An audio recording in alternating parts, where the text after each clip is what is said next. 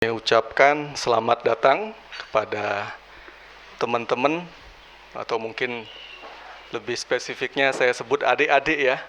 Walaupun kita mungkin jaraknya hanya 2 tahun selisih ya. Tidak apa-apa ya. Inilah teman-teman para pejuang pemburu beasiswa luar negeri.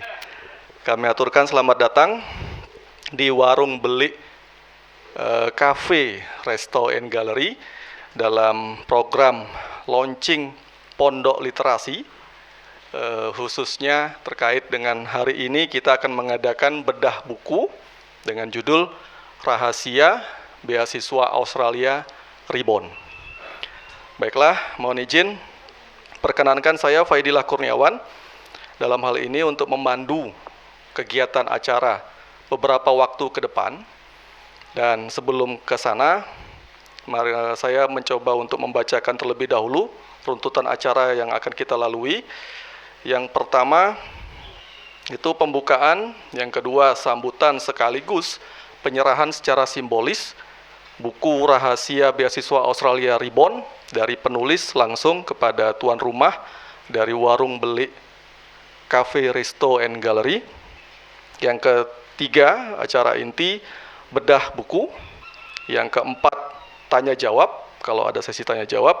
Yang kelima mungkin pengumuman-pengumuman dari Mini Akademi UGM. Dan yang terakhir penutup. Baiklah teman-teman sekalian, Bapak Ibu, untuk mengawali acara hari ini tidak ada salahnya kita mulai agar lebih hikmat dengan berdoa menurut agama dan kepercayaan masing-masing. Kami hantarkan. Bismillah. Selesai, kita menginjak pada acara berikutnya.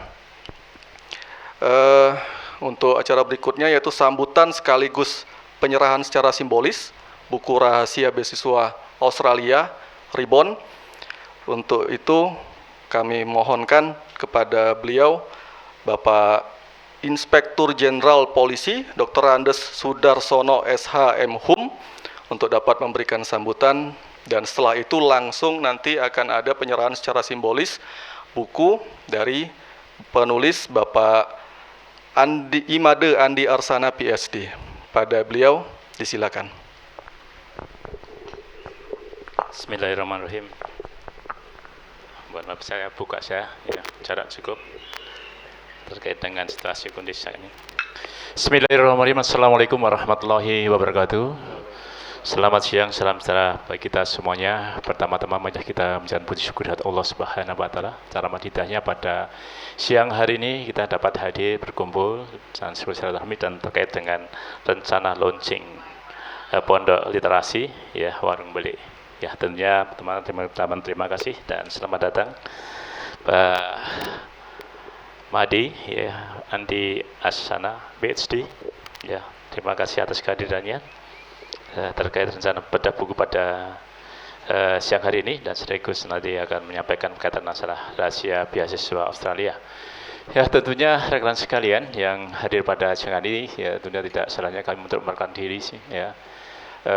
Tentunya apa yang jadi gagasan kaitan dengan kegiatan hari siang ini sangat-sangat dukung sekali, ya. Dan kami juga alumni dari UGM 2007, sudah terlalu senior saya ya, jadi terlalu senior. Ya, kemudian kami ngambil M.Hum-nya di UGM ya, dan kebetulan hari ini kami ada kegiatan kosong sehingga saya bisa hadir bersama dengan rekan-rekan sekalian dengan penulis.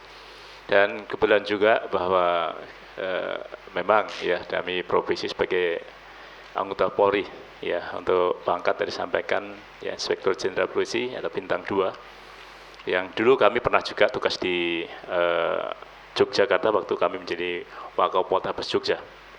Demikian juga kami juga lebih banyak juga atau hampir 9 tahun saya berkecimpung di sumber daya manusia, yang notabene kami sebagai kepala biro ya, dari samping kepala biro sumber daya manusia tingkat Polda, demikian kepala biro pendalian personil Dalpes itu juga berkaitan masalah pendidikan.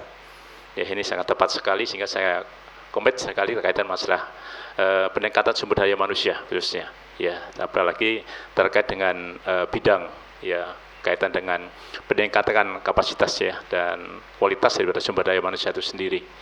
Ya, kami posisi sampai sumber daya manusia tadi di Biru Dalpes, ya kami hampir 2 tahun lebih ya untuk menjabat bintang 1 berkecimpung di bidang pendidikan. Ya, dari mulai dari rekrutmen, ya, mulai Tamtama, Bintara, Akpol, SPSS, SIPSS, demikian juga pendidikan pengembangan, ya, mulai dari ya di Bank PES itu spesialisasi, demikian juga peningkatan kaitan dengan kapasitas tadi, ya, mulai dari PTK, SESBIM, SESIMTI, Lemhanas, ya, PKN dan sebagainya di bidang saya. Ya, lebih-lebih berkaitan dengan masalah kerjasama. Maka tadi saya bilang masalah LPDP dan sebagainya. Ya, ini era waktu itu kita sudah ada LPDP. Ya, maka kami juga mentargetkan, saya bicara dengan MC, kami target untuk Akpol itu 150 LPDP untuk mereka-mereka yang lulusan. Namun memang untuk mencapai relatif ya sulit kita untuk mencapai itu, ya, cenderung mereka sudah 4 tahun sudah digodok di lembaga pendidikan, suruh sekolah lagi, jadi relatif ya tidak mencapai target, ya. Dan banyak rekan-rekan adik-adik saya, termasuk juga saya, lebih mengikuti pendidikan ya peningkatan seperti S2, S3 itu di luar, meskipun program-program kerjasama maupun internal S2, S3 juga ada, ya, sehingga ini sangat peluang sekali untuk adik-adik sekalian juga, dan banyak sekali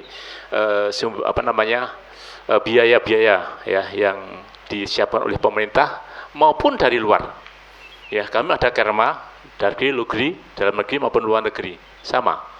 Ya, yang dikelola dari pemerintah yang melalui LPDP, ataupun kita kerjasama langsung dengan pihak Australia, ataupun misalnya juga dari negara-negara yang lain, ya, kita selalu ada komunikasi. Lebih dari kami juga ada atas kepolisian di beberapa negara, ya, yang juga di Hubter itu langsung dari negara ke negara, ya, banyak lagi hal-hal seperti ini, ya, sehingga ini sangat pas sekali ya pada siang hari ini, ya, bagaimana ya untuk kita bisa mengikuti ataupun kita untuk jenjang S2 maupun S3 bahkan ya dari biaya dari luar negeri, di samping dari dalam negeri juga dari luar negeri, yang secara langsung bisa langsung komunikasi dan online langsung dengan negara-negara yang telah ditetapkan atau dari kerjasama antara pemerintah Indonesia dengan negara mana yang mereka memberikan pendidikan untuk beasiswa. Ya, ini tentunya saya terima kasih, dan lokasi di sini ya alhamdulillah ya untuk situasi kondisi saat ini yang mana 3M yang tentunya mereka masker, jaga jarak, mencuci tangan dan sebagainya, tentunya saya rasa ini harus tetap sama-sama kita jaga, dan kita juga batasi ya offline dan online, ini juga kita batasi sehingga aktivitas kegiatan ini tetap harus berlangsung. Ya, kita tidak serta-merta kita diam di tempat, tapi bagaimana dengan kondisi yang ada, solusi apa, inovasi apa yang harus kita lakukan sehingga target tujuan yang kita capai bisa terlaksana dengan sebaik-baiknya. Ya, demikian juga dengan peluang pada siang hari ini tentunya akan memberikan gambaran pada adik-adik sekalian, mahasiswa ya yang akan lulus mungkin S1 menuju S2.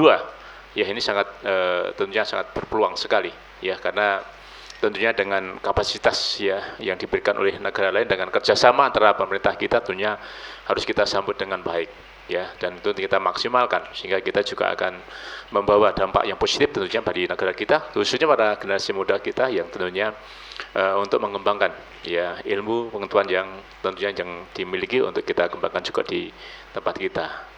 Nanti itu silahkan ya untuk warung beli ini ada beberapa tempat di sini juga cukup luas, demikian juga ada beberapa tempat yang di sebelah kanan kami juga itu bisa dimanfaatkan, silakan. Dan ini juga pondok-pondok ini kalau pagi ada yang siang ini dimanfaatkan juga untuk ya adik-adik kita, anak-anak kita ya, orang tuanya sambil duduk dampingi ya, karena memang situasi kondisi saat ini harus seperti itu, tidak bisa face to face ya, tapi menggunakan sarana Zoom ataupun webinar dan sebagainya. Ini tentunya menjadi jalan upaya yang harus terlaksana. Nah, untuk itu sekali lagi saya terima kasih ya, ini bisa dimanfaatkan, dan saya silakan untuk memanfaatkan fasilitas yang ada ya, sama-sama kita tetap menjaga ya dengan situasi kondisi saat ini COVID-19 ya, mudah-mudahan segera berakhir juga, meskipun ya tentunya perlu waktu yang relatif cukup lama ya untuk mengantisipasi ini.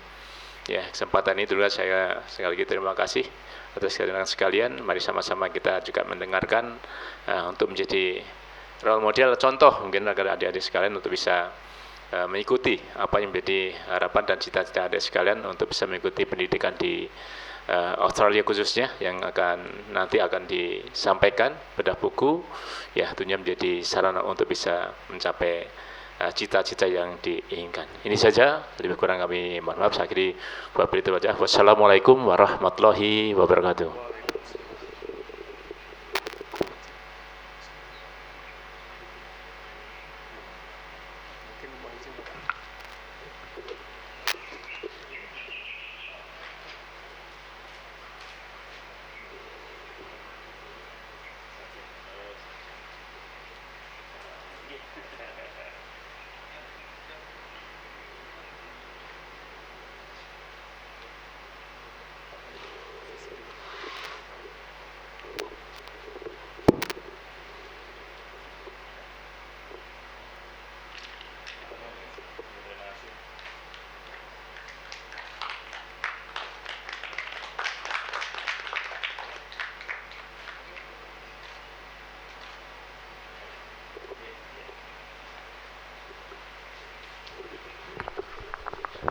Syukur alhamdulillah dengan sambutan yang sudah disampaikan dari tuan rumah tadi, maka sahlah acara kita di siang hari ini khususnya untuk bedah buku.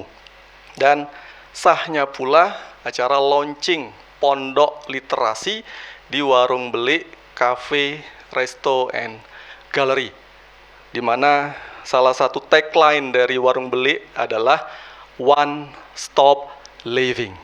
Sehingga teman-teman yang baru sekali ke sini boleh kembali untuk datang ke sini mengajak yang lainnya. Begitu. Terima kasih banyak. Untuk acara berikutnya kita akan menginjak kepada acara inti, yaitu bedah buku Rahasia Beasiswa Australia Reborn bersama penulis kita Bapak Imade Andi Arsana, PhD. Sebelum ke sana, sambil prepare mungkin sudah. Oh, tinggal nyalakan ini. Oh, ya. Sebelum ke sana mungkin beberapa dari teman-teman sudah mengetahui latar belakang dari narasumber kita hari ini selaku penulis, namun tidak ada salahnya kami edifikasi ulang. Jadi beli itu untuk lebih bersahabat mungkin, izin kami menyebut beli saja ya, karena Bapak Imade Andi Arsana PhD ini berasal dari Bali, Belian. Beliau adalah salah satu pejuang dan pemburu beasiswa luar negeri dahulu, dan alhamdulillah beliau mendapatkan kesempatan di Australia, khususnya di New South Wales mungkin ya beliau, tepatnya di Wollongong University, baik master maupun ke doktoralnya. Dan beliau saat ini juga menjadi pengajar di Universitas Gadjah Mada Yogyakarta, tepatnya di Fakultas Teknik jurusan Teknik Geodesi. Nah, banyak hal yang menarik dan banyak karya yang sudah beliau torehkan, baik terkait dengan tridharma perguruan tinggi maupun pembelajaran, dan salah satunya yang akan kita ulas siang ini seputar peluang-peluang, dan tadi juga sudah beliau Bapak Irjen Pol Dr. Andes Sudarsono SHM Hum nyentil saya, rahasia kok diumbar gitu kan. Kan judulnya rahasia, tetapi dibagikan infonya kan, jadi nggak jadi rahasia lagi gitu ya, nggak berhenti di kita.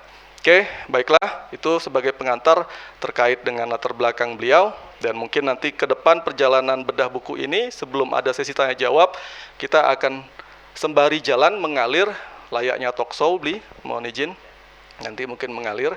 Ada beberapa hal yang mungkin kami konfirmasi. Setelah itu selesai, teman-teman silakan apabila hendak mengkonfirmasi sesuatu, mumpung sekarang kesempatannya. Begitu, dan mohon izin kami aturkan sekali lagi terima kasih banyak kepada Bapak Irjen Pol Dr. Andes Sudarsono SHM Hum telah merestui salah satu inisiatif yang sangat luar biasa ini untuk mengembangkan dunia literasi, khususnya dengan menambah wahana pondok literasi. Dan mohon izin kami akan segera jalan ke acara yang berikutnya untuk talk show. Terima kasih. Mungkin untuk saat ini saya duduk ya, capek kalau berdiri terus.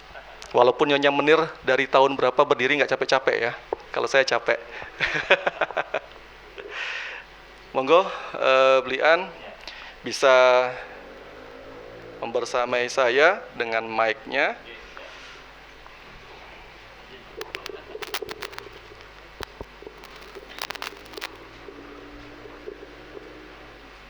Oke, saya yakin memang teman-teman yang hadir di sini sudah sangat penasaran ya, dan tidak sabar untuk memuntahkan unek-uneknya yang ada di benaknya sekarang ini kan. Tapi sabar dulu, gantian nanti setelah saya ya.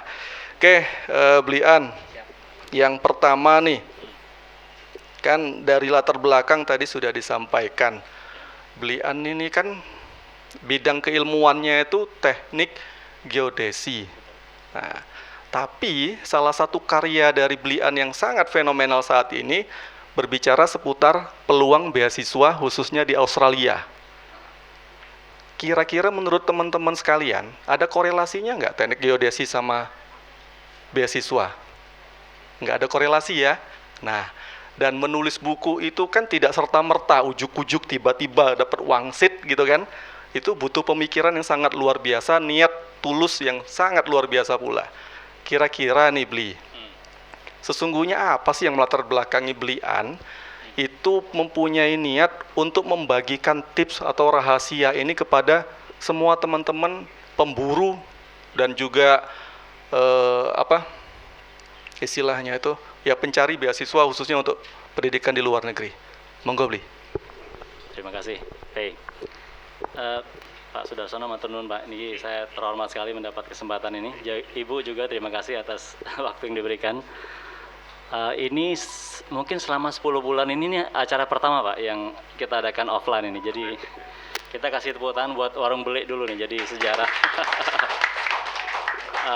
Saya dengan teman-teman Mini Academy, ada Mas Pandu di belakang, ada Mbak Andin, itu biasanya tuh hampir tiap minggu Pak bikin acara dulu tahun lalu, tapi karena pandemi kita jadi menahan diri.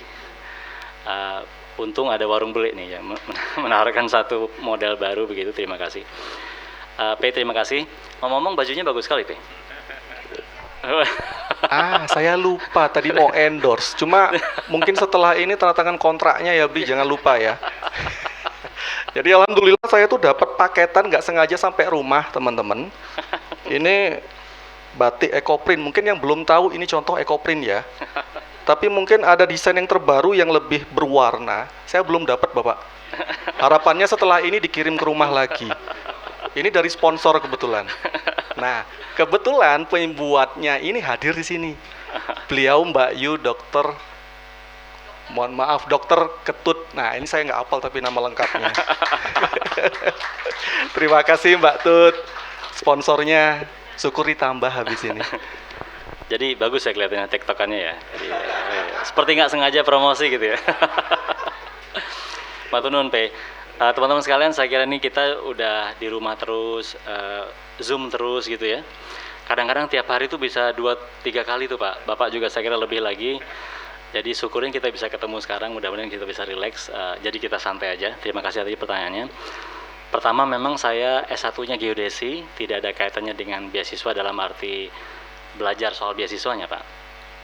Tapi yang saya tuangkan di situ adalah pengalaman gitu. Pengalaman itu justru untuk menunjukkan bahwa apapun bidang ilmu teman-teman, pada dasarnya nanti kita akan bertemu dengan orang yang berbeda-beda. Itu yang saya pahami. Saya orang teknik, akhirnya bertemunya dengan orang-orang non teknik. Makanya saya bilang sekarang sama mahasiswa saya, biarpun kamu sehari-hari belajarnya ngomong sama mesin, saya bilang gitu, di kehidupan nyata nanti kamu ngomongnya akan sama orang biasa. Jadi belajarlah bicara dengan bahasa manusia biasa, saya bilang gitu guyonnya. Nah, itu juga kemudian yang memotivasi saya, kalau saya punya pengalaman yang menarik menurut saya paling tidak dan berguna, rasanya ini akan sangat baik kalau bisa saya bagikan kepada orang lain gitu. Nah, saya ini angkatan yang lebih senior dari teman-teman semua di sini. Saya daftar beasiswanya itu tahun 2002. Jadi saya 2001 lulus S1 teman-teman sekalian di UGM, 2002 mendaftar. Nah, di situ masanya beda tuh Pak di tahun itu. Jadi tidak seperti sekarang ya. Tidak ada Warung Belik yang bikin informasi beasiswa gitu ya. Waktu itu mencari informasi beasiswa itu susah sekali. Nah, jadi saya merasa memang punya satu pengalaman Pak, dan pengalaman agak trauma juga sebenarnya. Kan nyari beasiswanya susah, nyari informasinya susah. Jadi ketika saya mendapat itu rasanya pasti bagus banget ya kalau saya tuliskan pengalaman ini agar nanti teman-teman bisa dapat alternatif informasi yang lebih banyak begitu. Sebenarnya kan informasi resmi tentang beasiswa itu ada juga di website-nya, udah pastilah teman-teman sudah melihat. Tapi setelah saya baca di situ, ya memang secara umum diceritakan, tetapi tetap saja yang namanya pengalaman orang-orang itu berbeda-beda. Nah itu yang coba saya bagikan kepada teman-teman. Karena saya pikir begini, kalau saja misalnya hanya dengan membaca website saja cukup dan semua orang bisa lulus, harusnya orang sudah lolos semua kan gitu ya. Tapi ternyata kemudian trik-trik perjuangan masing-masing itu punya kekhasan sendiri. Nah itulah yang coba nanti saya ceritakan, saya bagikan lewat buku. Saya menyebut itu rahasia karena memang tidak semuanya ada di website resminya. Tapi yang paling penting sih untuk biar bukunya laku gitu sih ya. Karena kalau misalnya judulnya adalah hal-hal yang sudah umum Anda ketahui, ya nggak akan laku gitu ya. Itu marketing. Jadi saya kira gitu teman-teman sekalian, nanti silahkan kita ngobrol-ngobrol lagi. Intinya adalah di Australia itu ada kesempatan beasiswa yang teman-teman bisa coba dengan syarat yang tidak terlalu sulit kalau menurut kita mungkin ya. Mungkin saya langsung aja sampaikan misalnya IP-nya. Kalau saya dulu berpikir misalnya kalau kita mau ke S2 ke luar negeri, itu IP-nya mesti harus tinggi banget, harus cum laude misalnya atau apa. Ternyata enggak, untuk Australia ini 2,9 IP-nya misalnya. 2,9 saja. Walaupun begitu saya ngomong di Instagram kemarin ngomong 2,9 saja, ada yang tersinggung juga tuh. Pak, IP saya 2,7 katanya. Waduh kan jadi nggak enak nih. Ya pokoknya gitulah. Jadi, tapi menurut saya gini, kalau teman-teman memang berusaha dengan serius dari awal, ya rasanya 2,9 ini walaupun bukan sesuatu yang gampang, mungkinlah kita capai. Itu yang mau saya, energi yang mau saya bagikan. Lalu untuk TOEFL-nya misalnya, tadi saya cerita ke Bapak juga, 525, saya nggak tahu itu termasuk tinggi apa enggak, tapi rasanya kalau memang kita perjuangkan dengan baik, mungkinlah kita capai gitu. Jadi ini menurut saya termasuk beasiswa yang istimewa. Kenapa? Karena syaratnya tidak terlalu rumit banget, serta peluangnya juga tinggi. Walaupun mohon maaf nih, karena pandemi kemarin ini kelihatannya kuotanya jauh lebih turun. Kalau di zaman saya dulu 270 orang diterima untuk berangkat ke Australia, kelihatannya kalau tahun lalu kalau tidak salah 50 orang ya kalau tidak salah ya. Jadi itu mungkin berita yang tidak begitu bagus, tapi di sisi yang lain teman-teman sekalian, itu juga katanya berarti Indonesia bukan lagi dianggap negara yang butuh banget bantuan, paham maksudnya ya. Jadi kita sudah dianggap progres sendiri, tadi Bapak sudah cerita juga, kita punya sendiri LPDP kan sekarang kan, sehingga itu berarti mungkin tidak terlalu good news bagi kita yang pengen beasiswa, tapi itu good news bagi bangsa kita lah kira-kira gitu ya, karena kita berarti sudah mengalami satu peningkatan ekonomi yang baik, kira-kira begitu. Jadi gitu Pe, mungkin kalau ada nanti kita bisa ngobrol lebih jauh lagi, monggo. Terima kasih Bli. Ya walaupun baru pengantar, tapi ternyata tadi beberapa poin sudah muncul ya. Nah berarti ikannya nggak jadi wader, ini sudah mulai masuk ke ikan kutuk yang keluar. Semoga nanti kita sampai ke sidat ya. Oke, terima kasih banyak Bli penjelasan awalnya. Nah, terus terkait yang berikutnya, Bli. Ini kan di judulnya itu kenapa? Kan judulnya itu kan Rahasia Beasiswa Australia. Harusnya kan kalau judul buku kan berhenti di situ ya. Kok ada tagar Ribon? Apakah memang ada sesuatu yang berbeda, Bli? Dibandingkan dengan buku sebelumnya atau memang ya tadi bahasa marketing? Monggo, Bli. Waduh, udah ketahuan aja nih ya. Jadi saya bikin buku pertama kali tentang beasiswa Australia itu 2013 sebenarnya teman-teman sekalian. Waktu itu diberi judul Berguru ke Negeri Kanguru. Wah, karena rimanya bagus ya. Berguru ke Negeri Kanguru. Tapi rima yang bagus itu ternyata belum tentu mendongkrak penjualan gitu. Tapi ini bukan itu sih intinya. Dibuat begitu, lalu kemudian menurut banyak orang ini kurang begitu tegas. Yang kita inginkan tuh benar-benar ada kata-kata, kita pengen ada beasiswa di situ, kita pengen tahu kalau berguru ke negeri kanguru bisa saja itu adalah ya buku pengalaman sekolah di Australia aja. Sehingga kemudian dipertegaslah tahun 2017 atau 18 ya. 18 oleh teman-teman Mini Academy, kita sepakat diganti judulnya dan kita remake gitu bukunya menjadi Rahasia Beasiswa Australia. 2 tahun kita bawakan buku itu Pak, seperti inilah acara-acara seperti ini, mendapat banyak sekali sambutan baik, lalu masukan, terutama tentang pertanyaan-pertanyaan tentang buku itu yang akhirnya kami kumpulin gitu. Lalu saya perbaiki lah gitu. Kami perbaiki bareng-bareng dengan Mini Academy. Plus juga memang beasiswa ini kan tiap tahun ada dan tiap tahun berubah syaratnya. Ada perubahan sedikit-sedikit lah. Nah itu kita update persyaratan itu. Kemudian juga banyak sekali pertanyaan yang muncul ke kami. Itu yang kemudian kita rangkum di sana, Pak. Jadi Q&A gitu. Buku itu dilengkapi dengan frequently asked question gitu ya. Pertanyaan yang paling sering ditanyakan. Yang harusnya kalau teman-teman memang duduk tenang, santai baca buku itu, saya meyakini itu banyak sekali pertanyaan-pertanyaan yang umum muncul, itu akan terjawab di situ. Jadi reborn dalam konteks ini adalah satu, secara waktu dia memang udah habis dan dilahirkan kembali. Kedua, karena memang dia memiliki komponen-komponen informasi yang jauh lebih lengkap dari kemarin. Gitu. Udah meyakinkan belum nih kalau jualannya? Udah. Belum ya? Ini kayak kalau marketing katanya 5 menit sampai 10 menit awal itu menjadi kunci. Nah ini ternyata lebih dari 10 menit beli. Kayaknya belum ada yang agak Nah, mungkin kita pancing lagi kalau begitu ya. Ya masuk ke poin yang ketiga ini beli. Buku ini kan berarti sesungguhnya sangatlah existing ya, agak menarik lah ya, khususnya bagi teman-teman pejuang pemburu beasiswa.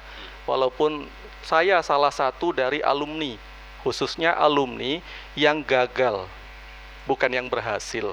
Karena dulu pernah sambatan juga sama beliau, tapi ya ternyata studinya juga dalam negeri lagi ya. Tapi insya Allah ada makna dari situ karena saya mendapatkan istri saya. Kalau enggak mungkin beda lagi ceritanya. Ya. Dapat bule Pak. Dapat bule. Pak Li udah ada di belakang. Oke, Bli. Siap. Buku ini terkait dengan pengalaman pribadi saya tadi. Itu kan peluang beasiswa itu kan sesungguhnya banyak. Tidak hanya kita terpatok pada jenjang tertentu. Nah, harapannya target dari buku ini itu ditujukan kepada siapa saja. Apakah bagi yang akan baru mau apply atau memang kita yang mungkin meneruskan studi, atau mungkin ya hanya sekedar referensi dari orang tua untuk anak, ponakan, saudara dan lain sebagainya. Silakan Bli. Oke, terima kasih. Teman-teman mungkin ada yang sudah tahu bahwa saat ini beasiswa Australia ini lagi bukaan nih Pak. Dibukanya 1 Februari, ditutup deadline-nya itu ada yang tahu? Ya betul, 30 April lah. Jadi kalau dosen positif gitu ya, belum dijawab sama mahasiswa udah bilang iya betul gitu. Jadi supaya seneng gitu mahasiswanya. Ya betul, 30 April. Orang kadang-kadang nanya ke saya, berarti persiapannya tuh kita bisa persiapan 2 bulan ya Pak, atau 3 bulan gitu. Saya bilang itu adalah mindset yang salah. Jadi persiapan kita beasiswa itu bukan dari sejak dia dibuka sampai deadline, enggak. Persiapan beasiswa untuk S2 adalah dimulai dari ketika hari pertama kita masuk S1 gitu. Jadi saya bilang kepada mahasiswa saya, kalau saya ngajar di hari-hari pertama, saya bilang begini, 3,5 atau 4 tahun lagi teman-teman akan lulus sekolah, dan di situ paling tidak akan ada 2 kemungkinan, saya bilang gitu. 1, lanjut S2, 2, kerja. Nah, kerja ini bisa jadi seperti bikin usaha mungkin Pak, atau kerja ke tempat orang, monggo. Berarti di hari pertama masuk kuliah S1 itu harus sudah membayangkan itu gitu. Jadi 3,5 tahun, 4 tahun lagi saya akan lulus ini, berarti saya harus memenuhi syarat untuk dapat beasiswa dan memenuhi syarat untuk bisa bekerja. Makanya tugasmu, saya bilang gitu, adalah mencari 2 informasi itu di hari pertama kuliah nih, yaitu beasiswa itu syaratnya apa sih, 4 tahun lagi nih biar siap, dan syarat kerja itu apa aja. Nah itu kemudian kita pasang di kos-kosan tuh. Jadi target IP-nya harus segini, target TOEFL-nya harus segini, dan itu dibuat di set di hari pertama kita kuliah untuk dicapai 4 tahun kemudian gitu. Nah buku ini membantu persiapan seperti itu sebenarnya. Jadi tidak spesifik tentang mulai dari 1 Februari kita siapin sampai 30 April deadline, enggak begitu. Jadi saya ingin mengajak orang-orang untuk membiasakan diri in the long run gitu ya. Kita sedang melakukan lari panjang. Maka di buku ini kemudian tidak hanya soal syarat-syarat beasiswa 1, 2, 3, enggak begitu. Karena kalau ngomong begitu ya di websitenya pasti sudah ada kan gitu. Nah, yang dibicarakan adalah apa sih sebenarnya beasiswa S2 itu secara filosofis, kenapa ada negara yang rela memberikan beasiswa kepada negara lain misalnya. Untungnya mereka di mana? Lalu sebenarnya tricky partnya di mana di kita gitu. Atau kalau kita mau berhati-hati, di bagian mana kita harusnya berhati-hati misalnya. Mungkin teman-teman ada yang nanya begitu kan. Apa ya untungnya Australia memberikan beasiswa kepada orang Indonesia untuk sekolah di sana, toh kita akan pulang juga kemudian membantu Indonesia tidak bekerja di sana misalnya begitu ya. Banyak orang tanya begitu. Nah, buku itu menceritakan hal seperti itu juga gitu. Jadi mempersiapkan orang secara lebih panjang persiapannya. Gitu nggih. Terus yang lain, karena kalau kita lagi-lagi kalau saya mau bilang kalau ini hanya sekedar syarat itu, udah buka aja websitenya AS, pasti lengkap di sana. Kemudian yang lain misalnya bagaimana berinteraksi dengan profesor, yang itu mungkin agak susah ditemukan di buku-buku atau brosur-brosur begitu ya. Jadi terus kalau itu yang pertama. Kedua, untuk siapa berarti, nah ini bahasa marketing lagi nih, untuk siapa saja, wah gitu ya. Jadi biar laku kan bukunya. Tapi betul memang yang saya bayangkan, beberapa orang yang beli buku ini ngomong tadi, itu ada seorang ibu-ibu dosen, beliau sudah hampir profesor gitu. Terus saya tanya, Mbak ngapain beli buku ini? Untuk anakku katanya. Jadi udah nyambung tadi ya. Jadi ibu-ibu sekalian yang punya putra, itu. Terus kemudian yang lain, beberapa dosen saya, teman saya yang dosen juga, yang sudah S3 beli juga, anak juga masih kecil, dia bilang ini mau aku gunakan untuk ngobrol di kelas katanya. Karena kan pengalaman beliau sebagai orang yang sudah katakan sekolahnya di Amerika, dia punya pengalaman sendiri. Tapi ketika memotivasi mahasiswanya, beliau perlu cerita lain yang dari benua lain, dari negara lain, sehingga itu juga saya menemukan itu ada juga yang seperti itu. Jadi teman-teman sekalian nanti kalau memang berkenan untuk membaca buku itu, tidak harus beli ya. Membaca itu artinya ya bisa minta tolong ibunya untuk beli gitu maksudnya. Atau bapak. Atau di perpustakaan, mudah-mudahan nanti menemukan hal-hal yang seperti itu. Terima kasih. Terima kasih Bli penjelasannya. Sebelumnya mohon maaf, mohon izin Bapak Irjen Pol Dr. Andes Sudarsono SHMU, mungkin apabila hendak dengan kesibukan yang lain, boleh menyesuaikan Bapak. Nggih, Bapak sembah nuwun atas restunya. Matur nuwun Bapak. Mohon maaf.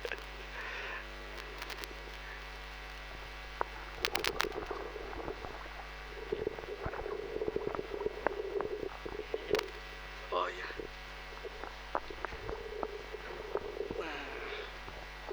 Alhamdulillah, akhirnya wajah ganteng saya mulai nampak ya teman-teman.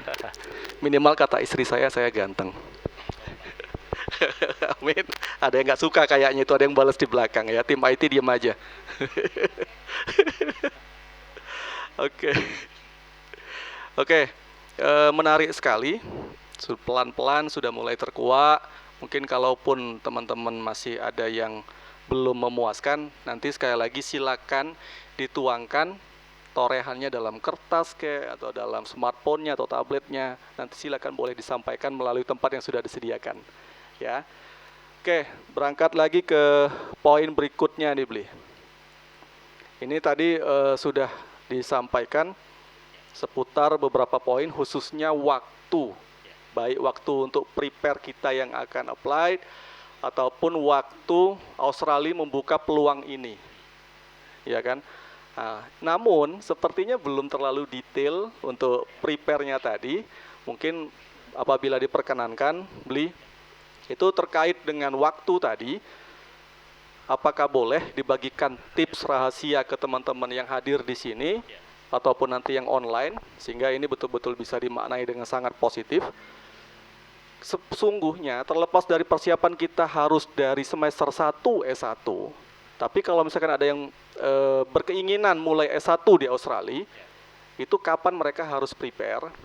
Kalaupun bagi orang tua, masukan apa yang bisa diberikan kepada para orang tua untuk membuat persiapan kepada anaknya, atau bahkan yang lainnya, entah saudara dan lain sebagainya. Apakah kita memang harus spare betul, entah untuk persiapan TOEFL ya kan, atau syarat-syarat administrasi yang lainnya, secara detail mungkin bisa dibagi di sini, Bli. Terima kasih. Teman-teman, terutama yang mungkin yang punya adik-adik SMA sekarang ya, ada yang tanya ke saya biasanya, apakah beasiswa ini bisa untuk S1? Jawabannya sayang sekali tidak untuk beasiswanya. Jadi beasiswa ini memang hanya untuk S2 dan S3. Yang caranya tadi sudah saya jelaskan, nanti yang saya detailkan. Tapi kalau misalnya ada yang tertarik, misalnya putranya sedang SMA sekarang lalu ingin nanti agar S1-nya bisa di Australia, satu, setahu saya memang beasiswa reguler untuk orang Indonesia itu nggak tersedia untuk S1 ya, dari pemerintah. Tapi ada beasiswa yang disediakan oleh masing-masing universitas gitu. Dan ini tidak selalu full ya beasiswanya, kadang-kadang dia parsial, bisa jadi misalnya SPP-nya saja dipotong sekian persen begitu ya. Tapi biaya hidup harus kita tanggung sendiri. Dan macam-macam lah, jadi skemanya itu macam-macam sekali, ada yang 25% dipotong, ada yang 50%, ada yang 75% dipotong, tergantung misalnya nilai SMA dia yang diserahkan ketika mendaftar. Itu contoh saja. Itu yang pertama. Kedua, umumnya orang-orang yang sekolahnya di Indonesia yang reguler, seperti mungkin teman-teman kebanyakan sekolahnya di SMA biasa seperti saya juga, maksudnya SMA negeri atau SMA swasta yang bukan berstandar internasional atau tidak kurikulum internasional, itu umumnya akan diharapkan untuk ikut persiapan dulu, namanya foundation. Foundation itu 1 tahun begitu, lulus SMA di sini, lalu setahun di sana untuk foundation, untuk membiasakan dengan suasana dan kultur akademiknya orang sana gitu, termasuk bahasa juga. Jadi tidak umumnya yang saya bilang tidak langsung dari SMA di sini terus S1 di sana gitu. Jadi ini untuk pengetahuan teman-teman, nanti kalau misalnya ada saudaranya yang mau atau segala macam, itu yang kedua. Yang ketiga, karena tadi beasiswanya nggak ada secara reguler, umumnya orang tua harus siap dengan biaya. Dan biaya ini, mohon maaf, Australia adalah salah satu negara yang mahal sekali pendidikannya. Karena Australia itu sudah menjadikan pendidikan sebagai sumber penghasilan nomor 3 tertinggi. Jadi bisa dibayangkan ya, memang betul-betul dijual gitu. Jadi dan mereka senang sekali dengan mahasiswa internasional. Kenapa? Karena itu memang sumber penghasilan. Jadi kalau teman-teman nanti sekolah di Australia, memang rasanya beda sekali. Pelayanannya sangat bagus. Jadi kita seperti tiap hari itu datang ke hotel karena pesapaannya itu sopan segala macam ya. Terus saya pikir-pikir wajar sekali. Karena kita bayarnya 3 kali lipat dibandingkan mahasiswa lokal. Jadi mereka hidupnya itu dari kita-kita, kira-kira begitu ya. Di Australia ada 18 ribuan mahasiswa Indonesia yang sebagian besar tidak dengan beasiswa. Jadi Australia itu mau tidak mau memang cinta sekali sama kita dia. Dengan alasan itu tadi gitu, karena kita menghidupi ekonomi mereka gitu ya. Nah, kalau ditanya berapa, ini sedikit rahasianya ini. Engineering untuk teknik itu per tahunnya bisa sekitar 35.000. Jadi we are talking about 400 million lah ya per tahun. Kalau bagi saya sih shock mendengar itu ya. Mungkin ada teman-teman yang merasa biasa aja Pak gitu, mungkin ada gitu. Mohon maaf kalau ada yang begitu. Tapi kalau mikir biasa aja kayaknya sih nggak ada di sini hari ini ya. Ini kira-kira kaumnya seperti kaum saya dulu lah, kaum proletar lah gitu ya. Jadi yang kita pokoknya butuh sekali beasiswa. Tapi honestly 18.000 itu paling total banget ya, paling 1.000-an yang beasiswa tuh pay. Jadi ada 17.000 sekian orang kaya banget di Indonesia yang bisa menyekolahkan anaknya di situ gitu. Nah, itu SPP. Lalu kalau kita bicara sedikit, karena tadi bicara soal itu ya, kemungkinan persiapan untuk S1,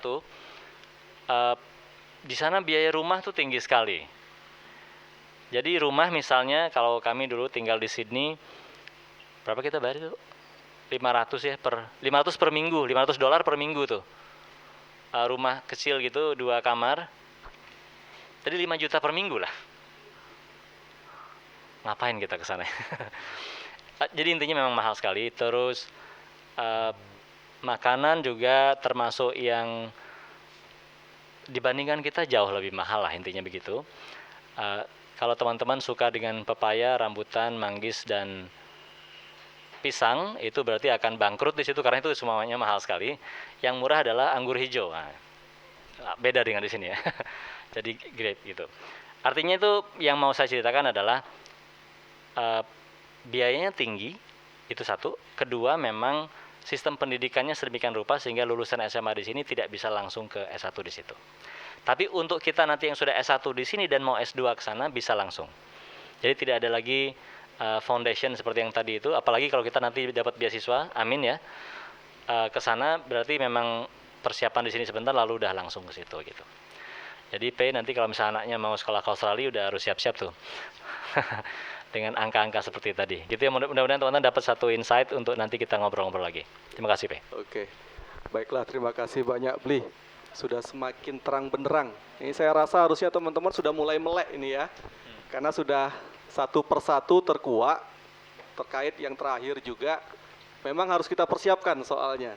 Tidak untuk kemungkinan, kita tidak bisa berpandangan yang manis-manis saja, bukan begitu ya Bli. Terkadang hal-hal yang pahit pun harus kita persiapkan. Apalagi di negeri orang, negeri kanguru katanya tadi ya. Oke, nah 5 poin tadi sebagai pemanasan, alhamdulillah sudah sangat detail sekali diaturkan dari penulis. Nah, untuk poin ke-6, mungkin ini puncak yang sangat ditunggu sama teman-teman sekalian. Nah, dari 5 pemanasan tadi, Bli, 5 poin, mungkin baru gambaran ya kurang lebih kita ulik sekitar 15-20% ya, belum totally ya. Baru sekitar itu. Nah, untuk mencapai paling tidak mendekati 100% tentang apa isi buku ini, Bli, bolehkah setelah ini Bli Andi share ke kami semua di sini, kira-kira poin-poin yang sangat krusial yang harus menjadi pencermatan. Tapi sebelumnya saya mohon cek dulu ya, ini yang hadir berapa orang? 2000 ya, 2000-an lah saya. 20. Oke. Apakah yang hadir semuanya sudah secara resmi mendapatkan kwitansi dari meja depan? Dalam artian kalau resmi membawa kwitansi kan berarti sudah beli ya? Sudah 100% kah? Belum. Nah, harapannya kalau tadi belum datang ke sini pulang bawa oleh-oleh. Ya, oleh-olehnya buku yang sangat luar biasa ini. Dan sekarang mungkin bagi yang sudah membawa, memegang, bisa sambil dibolak-balik. Apalagi kalau misalkan ada poin-poin yang memang sangat mendesak, boleh teman-teman coret atau tandai, buat simbol khusus tertentu di situ, karena sudah menjadi hak milik teman-teman yang sudah memegang. Kalau yang belum jadi hak milik ya jangan dulu. Ambil lisensinya dulu ya. Nah, terkait poin yang ke-6 ini, Bli, mungkin bisa di-share ke kami semua.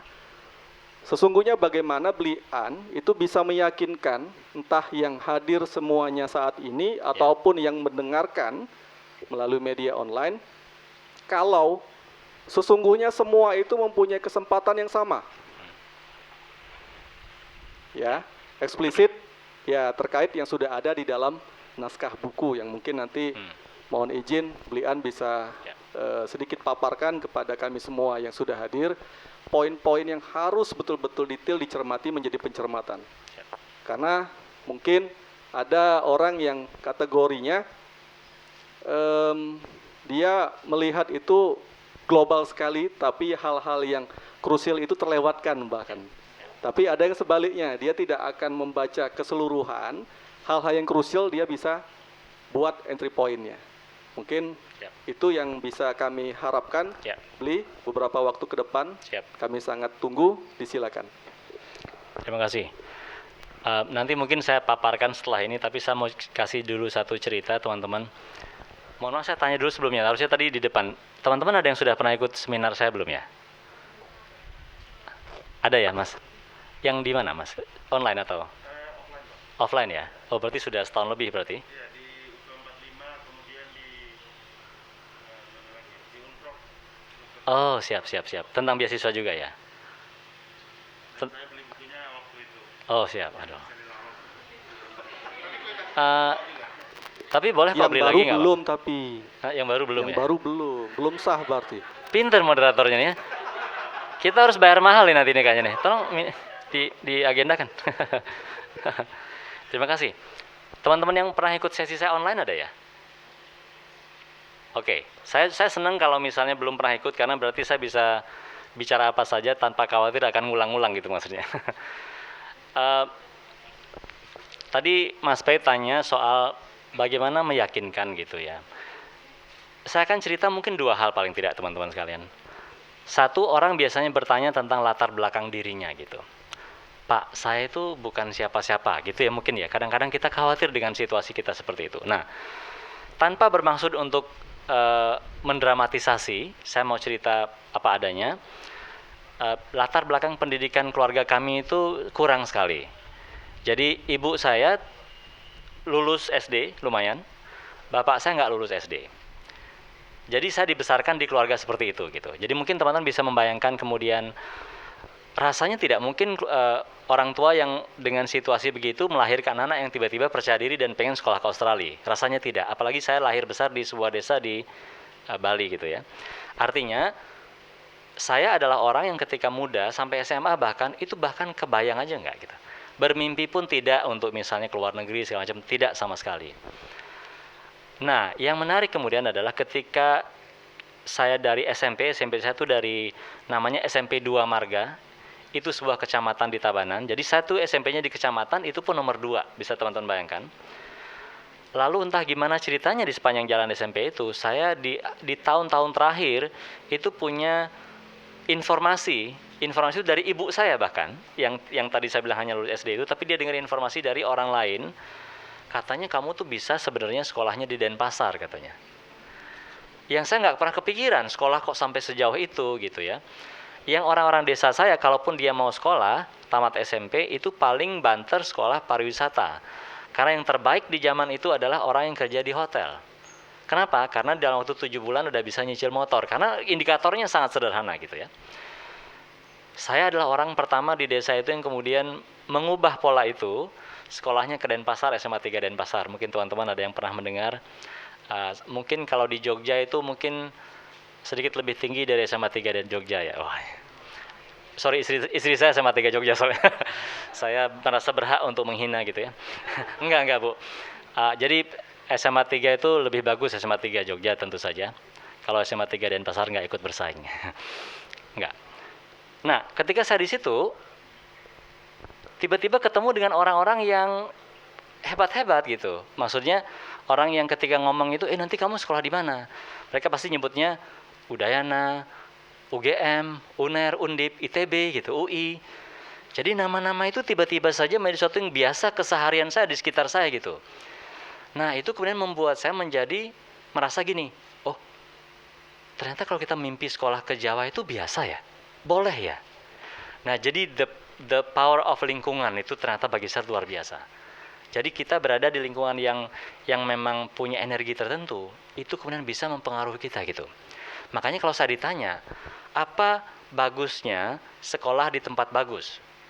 Saya akan bilang gini, sekolah bagus itu nggak pernah bisa otomatis membuat kita jadi pinter kok. Omong kosong itu, nggak ada. Saya nggak percaya itu. Tapi sekolah bagus itu menyediakan energi menurut saya. Energi seperti tadi itu. Ketika saya merasa, oh ternyata kalau anak SMA 3 itu mikir sekolah di UGM itu biasa ya ternyata. Boleh ya ternyata. Dan energi itu kemudian yang membuat kita merasa harus bekerja keras dan segala macam gitu. Sampailah saya ke UGM, teman-teman sekalian. Di UGM saya bukan orang istimewa sama sekali, enggak. Ada yang percaya, ada yang tidak mungkin di sini, tapi saya akan ceritakan semuanya. Karena tadi P cerita soal meyakinkan dari itu. Di semester 5, IP saya 1,2. Tentu saja ini bukan sesuatu yang saya banggakan. Siapa sih yang mau bangga dengan IP 1,2? Tapi itu fakta teman-teman. Saya tidak bisa berbohong gitu. Memang itu kenyataannya. 1,2 IP saya. Masa-masa apa istilahnya itu P ya? Masa-masa jahiliyah lah gitu dalam hidup itu kan mengalami gitu ya. Mengalami masa-masa yang nggak jelas lah. Jadi belajarnya nggak benar, usahanya nggak keras, nggak rajin segala macam. Nah, 1,2 di semester 5. Tapi waktu itu saya punya seseorang yang istimewa sekali, pacar saya waktu itu. Nggak apa, diceritakan jadi istri saya. Yang mana? yang menjadi, lagi-lagi soal lingkungan tadi itu, menjadi lingkungan positif bagi kita. Teman-teman saya juga sangat baik. Tidak ada mencibir, tidak ada menghina, tidak ada mengolok-ngolok, yang ada cuma satu, mendukung saja. Jadi saya adalah orang yang blessed, I was blessed gitu. Ada di lingkungan orang-orang yang positif. Baru kemudian saya pelan-pelan bangkit lagi. Tentu saja tidak mudah bangkit dari 1,2, teman-teman bisa bayangkan. Akhirnya saya lulus UGM dengan satu catatan yang tidak bisa saya hapus sampai sekarang. Saya punya nilai D di transkrip saya sampai hari ini. P aja nggak punya D pasti, C aja nggak punya D. Ada. Oh, kalau sebangga gitu dong. Ya, udah 1, enggak. Kita harus saingan soalnya. Kan? Jadi ada nilai D-nya per 1,2. Dan saya tidak cum laude gitu, jadi cukupan lah untuk lulus. Cukup juga untuk ngelamar jadi dosen di zaman itu kan nggak harus cum laude kan, zaman saya terutama ya, bisa jadi dosen. Jadi it was me teman-teman sekalian. Ketika saya mendaftar sekolah itu, posisi saya adalah di tahun 2002 itu ya, berarti saya lulus tahun 2001 dengan ada D di transkrip saya, pernah 1,2. Saya nggak punya pengalaman kerja yang hebat karena saya baru lulus 2001, 2002 udah daftar. Saya juga tidak punya pengalaman misalnya riset. Nah, teman-teman sekarang mungkin yang bagus-bagus ini kan ada riset sama dosennya ya, bikin paper ketika S1. I was not like that. Jadi kalau saya bilang, kalau saya saja oleh Tuhan tuh dikasih kesempatan dengan situasi seperti tadi, berarti kesempatan itu juga dikasih banget buat teman-teman. Itu yang saya yakini gitu ya. Saya tidak akan bilang seperti Mayor Teguh, ayo pasti bisa. Enggak juga, belum tentu. Maksudnya, if I was given the opportunity, teman-teman pasti juga dikasih kesempatan itu. Itu maksud saya. Apakah itu akan jadi kenyataan atau tidak? Tidak ada satupun yang tahu. Tapi kunci yang paling saya pahami itu gini. Bedanya orang yang dapat sama yang nggak dapat beasiswa kadang-kadang tipis. Tahu nggak apa bedanya? Daftar sama nggak daftar. Seriously. Paham maksud saya? Teman-teman pernah nggak gini? Ketika dulu misalnya di sekolah nih, ada lomba atau ada beasiswa segala macam gitu ya, kita ngelihat pengumuman gitu. Hal pertama yang muncul di pikiran kita adalah, kok gitu, aduh kayak nggak mungkin deh. Saya pun ngalami masa-masa seperti itu. Ketika ngelihat lomba ini, lomba itu, biasa ini, aduh kayak nggak mungkin deh. Kenapa kita mikir nggak mungkin? Karena ketika kita ngelihat poster itu, yang kita bayangin adalah teman kita yang paling pintar gitu. Aduh kalau si dia ikut, mesti gue kesikat deh gitu kan. Atau kalau si dia ikut, mesti gue nggak mungkin segala macam. Tiba-tiba saja sebulan kemudian, teman kita yang kita nggak pikirin, yang kita tidak perhitungan itu dapat. Pernah nggak ngalamin misal seperti itu? Tiba-tiba ada orang yang dapat gitu, misalnya ikut lomba segala macam. Loh, kok bisa dia dapat sih? Ya kan? Jadi di situ saya mengerti bahwa, oh bedanya kadang setipis itu gitu. Daftar atau enggak. Makanya saya punya istilah tuh, mungkin nanti bisa saya tunjukin juga. If you don't want to regret, register. Kalau tidak ingin menyesal, mendaftar gitu. Karena penyesalan kan datang kemudian. Pendaftaran datang di depan gitu. Jadi kalau tidak mau menyesal ya mendaftar dulu paling enggak. Oke. Jadi itu yang mau saya ceritakan teman-teman sekalian. Saya berasal dari mana, maksud bagaimana perjuangan saya ketika sekolah, lalu seperti apa saya ketika lulus kuliah. Sangat tidak istimewa dalam arti akademik. Jadi artinya kalau dengan situasi itu kita bisa, mungkin teman-teman dengan ikhtiar yang lebih baik, dengan doa yang juga sangat tulus, dengan restu orang tua, why not gitu. Kita sangat mungkin bisa mencapai itu. Poin yang terakhir kalau boleh, teman-teman ada nggak di sini pernah merasa gini misalnya, aku tuh dari universitas yang nggak jelas deh, atau aku tuh dari universitas yang bukan UGM misalnya gitu, ada yang dari Jogja mikir gitu kan. Tapi Bapak ngomong gitu kan Bapak dari UGM misalnya gitu ya. Saya bertemu orang-orang tidak sedikit, tidak satu, tidak dua, tidak tiga, banyak. Ketika saya sekolah di Australia, nanti Mbak Asti bisa cerita juga, yang berasal dari universitas yang belum pernah aku dengar bahkan P. Ada nggak di sini yang pernah mendengar Universitas Widya Mandira? Ayo. Pernah dengar Mas ya, karena kita udah pernah ngobrol kan sebelumnya. Kita belum pernah kenal ya, coba kita kayak sulap gitu ya, padahal udah saling kenal. Itu adalah sebuah universitas swasta kecil di Kupang. Ada 3 tuh ya, swasta kecil di Kupang. Seorang alumni dari universitas tersebut bernama Cila, itu jadi teman kami, temannya Mbak Asti dan saya ketika kami di Australia, karena dia lulus universitas itu lalu mendapat beasiswa ini, untuk sekolah di University of New South Wales bersamaan dengan kami gitu. Lulusnya mungkin dengan nilai yang lebih bagus dari saya kali gitu ya, ketika dia lulus. Dan per hari ini dia baru aja lulus dari Inggris, S3-nya. Jadi kalau saya ditanya begitu, saya hanya bisa menjawab dengan bentuk-bentuk cerita. Saya tidak bisa bilang ke teman-teman, kamu pasti bisa kok. Siapa yang berani memastikan? Nggak ada. Tapi kalau diragukan tentang sekolah misalnya, tentang kualitas perguruan tinggi, tentang akreditasi, saya mau kasih contoh itu teman saya yang Cila itu, yang dari Widya Mandira yang statusnya terdengar itu. Dia bisa gitu. Kalau dia bisa berarti Tuhan juga memberikan kesempatan pada kita, betul nggak sih? Logikanya kan begitu kan. Saya nggak akan berani bilang pasti dapat juga, belum tentu kalau kita nggak mendaftar apalagi gitu kan. Jadi itu mudah-mudahan teman-teman bisa dapat satu insight. Mari kita nanti bicara soal detailnya. kalau kita bicara persyaratan, menurut saya itu hanya 2 yang mungkin paling sulit, P. 1 IP, 2 TOEFL. Paham maksud saya? Artinya kalau memang teman-teman hari ini nggak benar sekolahnya, sampai kemudian lulus S1 tiba-tiba 2,5 IP-nya misalnya, ya udah mohon maaf, karena memang syaratnya 2,9 soalnya gitu loh. Ya, jadi benerin itu, pastikan itu ketika teman-teman belajar untuk memenuhi syarat itu. Kedua, TOEFL. Nah, kalau TOEFL sih saya bilang nomor 2 lah tingkat kegentingannya. Kenapa? Karena pun nanti teman-teman udah lulus S1 masih bisa belajar TOEFL kan. Tapi kalau IP-nya udah nggak benar, lulus S1 ya sulit, nggak bisa kita memperbaiki, itu maksud saya. Jadi itu very crucial. Jadi pastikan kalau teman-teman masih S1 nih hari ini nih, masih belum lulus, pastikan 2 itu diamankan dulu. Sehingga nanti ketika lulus kita jadi bebannya nggak di situ lagi. Bebannya adalah gimana cara membuat motivation letter yang baik, kan gitu kan. Gimana cara menyusun CV yang baik, gimana caranya membuat ini itu yang baik. Tapi itu semuanya bisa dipelajari dengan sangat santai kalau 2 hal ini tadi udah kita benerin. Itu berarti kalau kita mau the most critical part itu di situ gitu. Nah, kenapa saya berani mengatakan itu sekarang kepada teman-teman? Saya pernah 1,2 kok IP saya. Jadi ketika saya diberi oleh Tuhan kesempatan untuk memperbaiki diri, saya kira teman-teman juga sama gitu. Apalagi teman-teman sekarang saya yakin nih, mudah-mudahan saya benar, nggak ada yang sampai 1,2 kan IP-nya. 1,1 ada? Enggak. Nah, yang ya udah, itu saya kira poin-poin yang mau saya sampaikan. Kalau sekarang kita mau ngobrol boleh, saya juga bisa tampilkan materinya juga bisa. Kita tanya dulu mungkin teman-teman kalau memang ada yang mau nanya. Oke, baiklah. Kalau kita langsung melangkah ke sesi tanya jawab dulu. Apabila sudah ada penanya, boleh angkat kaki. Oh maaf, salah, angkat tangan maksudnya ya. Apakah ada?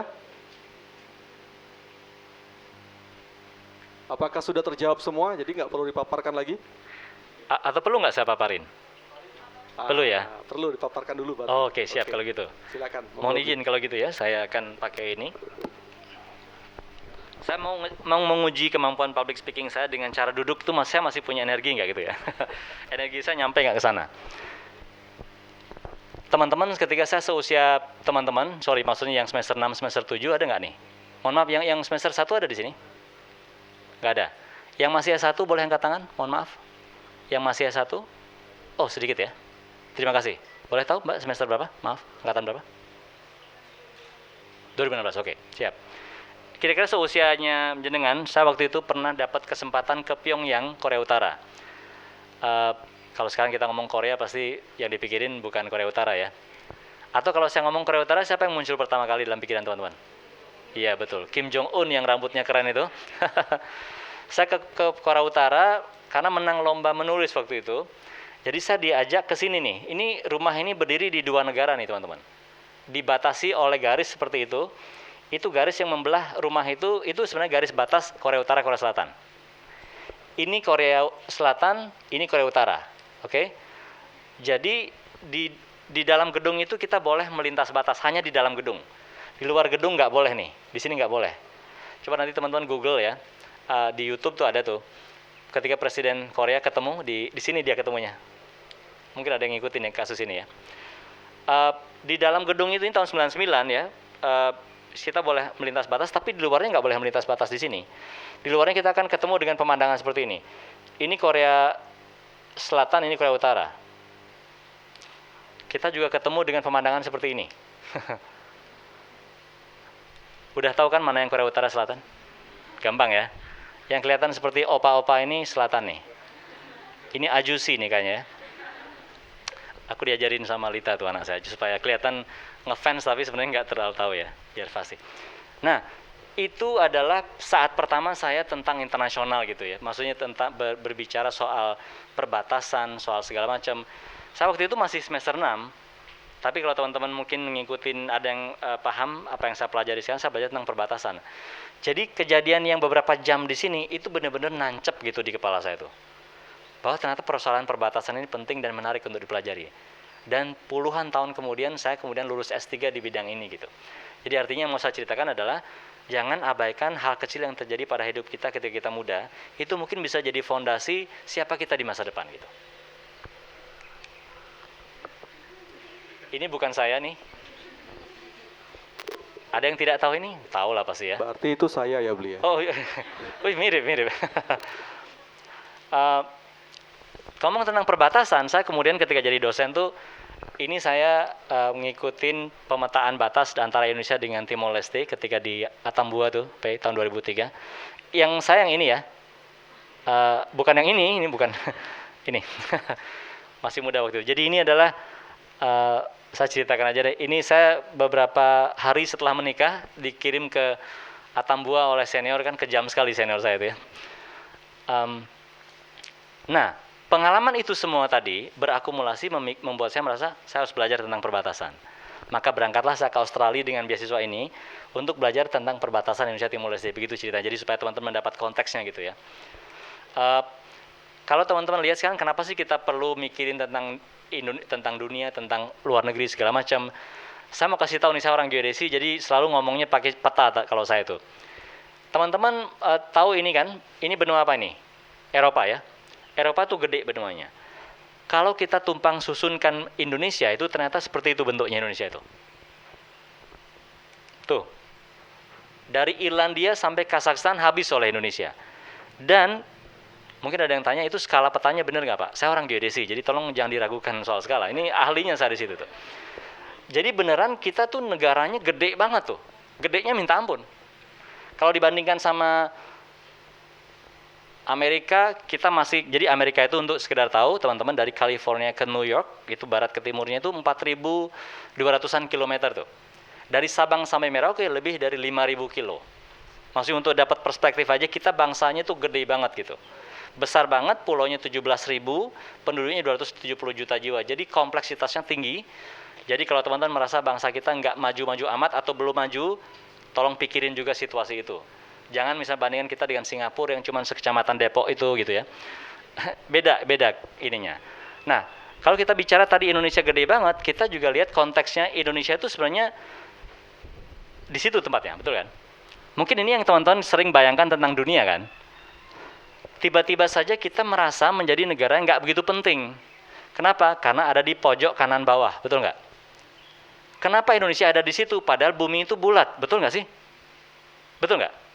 Kenapa kok peta jadi seperti ini? Kenapa kok yang paling penting kesannya Eropa? Ya karena memang yang bikin peta pertama kali orang Eropa soalnya. Kalau yang bikin peta pertama kali orang Sleman, saya yakin beda nih bentuk peta dunia pasti. Nah maksud saya kenapa saya ceritakan ini? Ini soal imajinasi kita tentang dunia, tentang negeri kita juga gitu. Itu penting bagi kita. Jadi yang saya bayangkan sekarang berarti kita itu kan bagian dari dunia. Maka anak Indonesia seperti teman-teman ini harusnya karakternya seperti ini. Paham negerinya, juga paham dunia.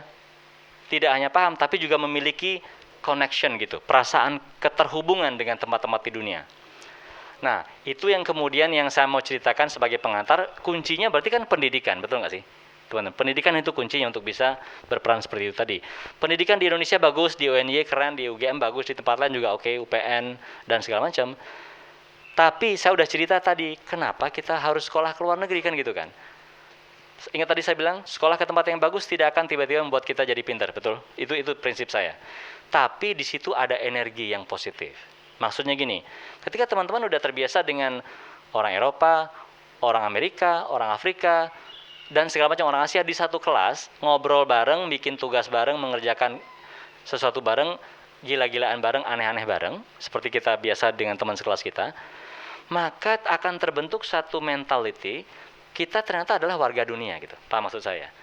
Jadi ternyata biasa aja kok kerja dengan orang Jerman, ternyata biasa aja kok kerja dengan orang Amerika, mereka memang bagus di satu hal, tapi kita juga ternyata punya hal bagus di sisi yang lain.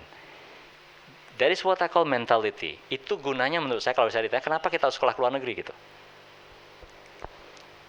Nah, tadi saya juga bilang, kenapa kok ada negara yang mengasih beasiswa kepada kita, untung mereka apa? Coba teman-teman renungkan sekarang, kalau teman-teman nanti sekolah ke luar negeri ke Australia misalnya, dengan beasiswa Australia, teman-teman dapat duitnya banyak gitu kan, tapi duit itu untuk apa? Satu buat bayar SPP, pasti, betul nggak? SPP-nya bayarnya di mana? Di Australia pasti. Di perguruan tinggi Australia kan? Lalu untuk apa lagi? Untuk nyewa rumah. Nyewa rumahnya di mana? Di Australia juga. Untuk makannya di mana? Di Australia juga. Jadi duitnya sebenarnya nggak kemana-mana tuh dia tuh. Betul kan? Jadi duitnya nggak dikasih ke kita untuk muter ekonominya sendiri gitu. Jadi itu mindset, itu pertama. Kedua, untuk memperbesar lingkuran pengaruh. Bayangkan kalau misalnya saya sekolah di Australia, ketika nanti ada persoalan di Indonesia yang memerlukan intelektualitas tertentu, sumber daya intelek tertentu, pasti yang saya ingat pertama kali Australia. Wajar gak? Karena saya dulu sekolah di situ, wajar kan? Jadi meningkatkan relasi di masa depan. Jadi semoga teman-teman bisa dapat konteksnya. Kenapa ada orang ngasih beasiswa ke orang lain? Mungkin banyak yang tidak tahu di sini, Indonesia itu ngasih beasiswa ratusan untuk orang luar negeri setiap tahun. Mungkin ada yang belum tahu. Di UGM saya kebetulan di kantor internasional, saya tahu ratusan orang dari luar negeri dikasih beasiswa kepada beasiswa untuk sekolah di Indonesia. Mungkin ada orang bilang gini, ngapain kita sibuk ngasih beasiswa ke orang lain, kita aja masih kelaparan. Mungkin ada yang menanya gitu. Saya bilang, itu bagian dari diplomasi kita. Bahwa Indonesia itu harus ada di peta dunia sebagai orang yang bisa memberikan kontribusi gitu. Jadi ketika nanti misalnya suatu hari ada Presiden Timor Leste terpilih, kita akan bangga sekali bilang, oh Presiden Timor Leste itu alumni Indonesia. Betul nggak?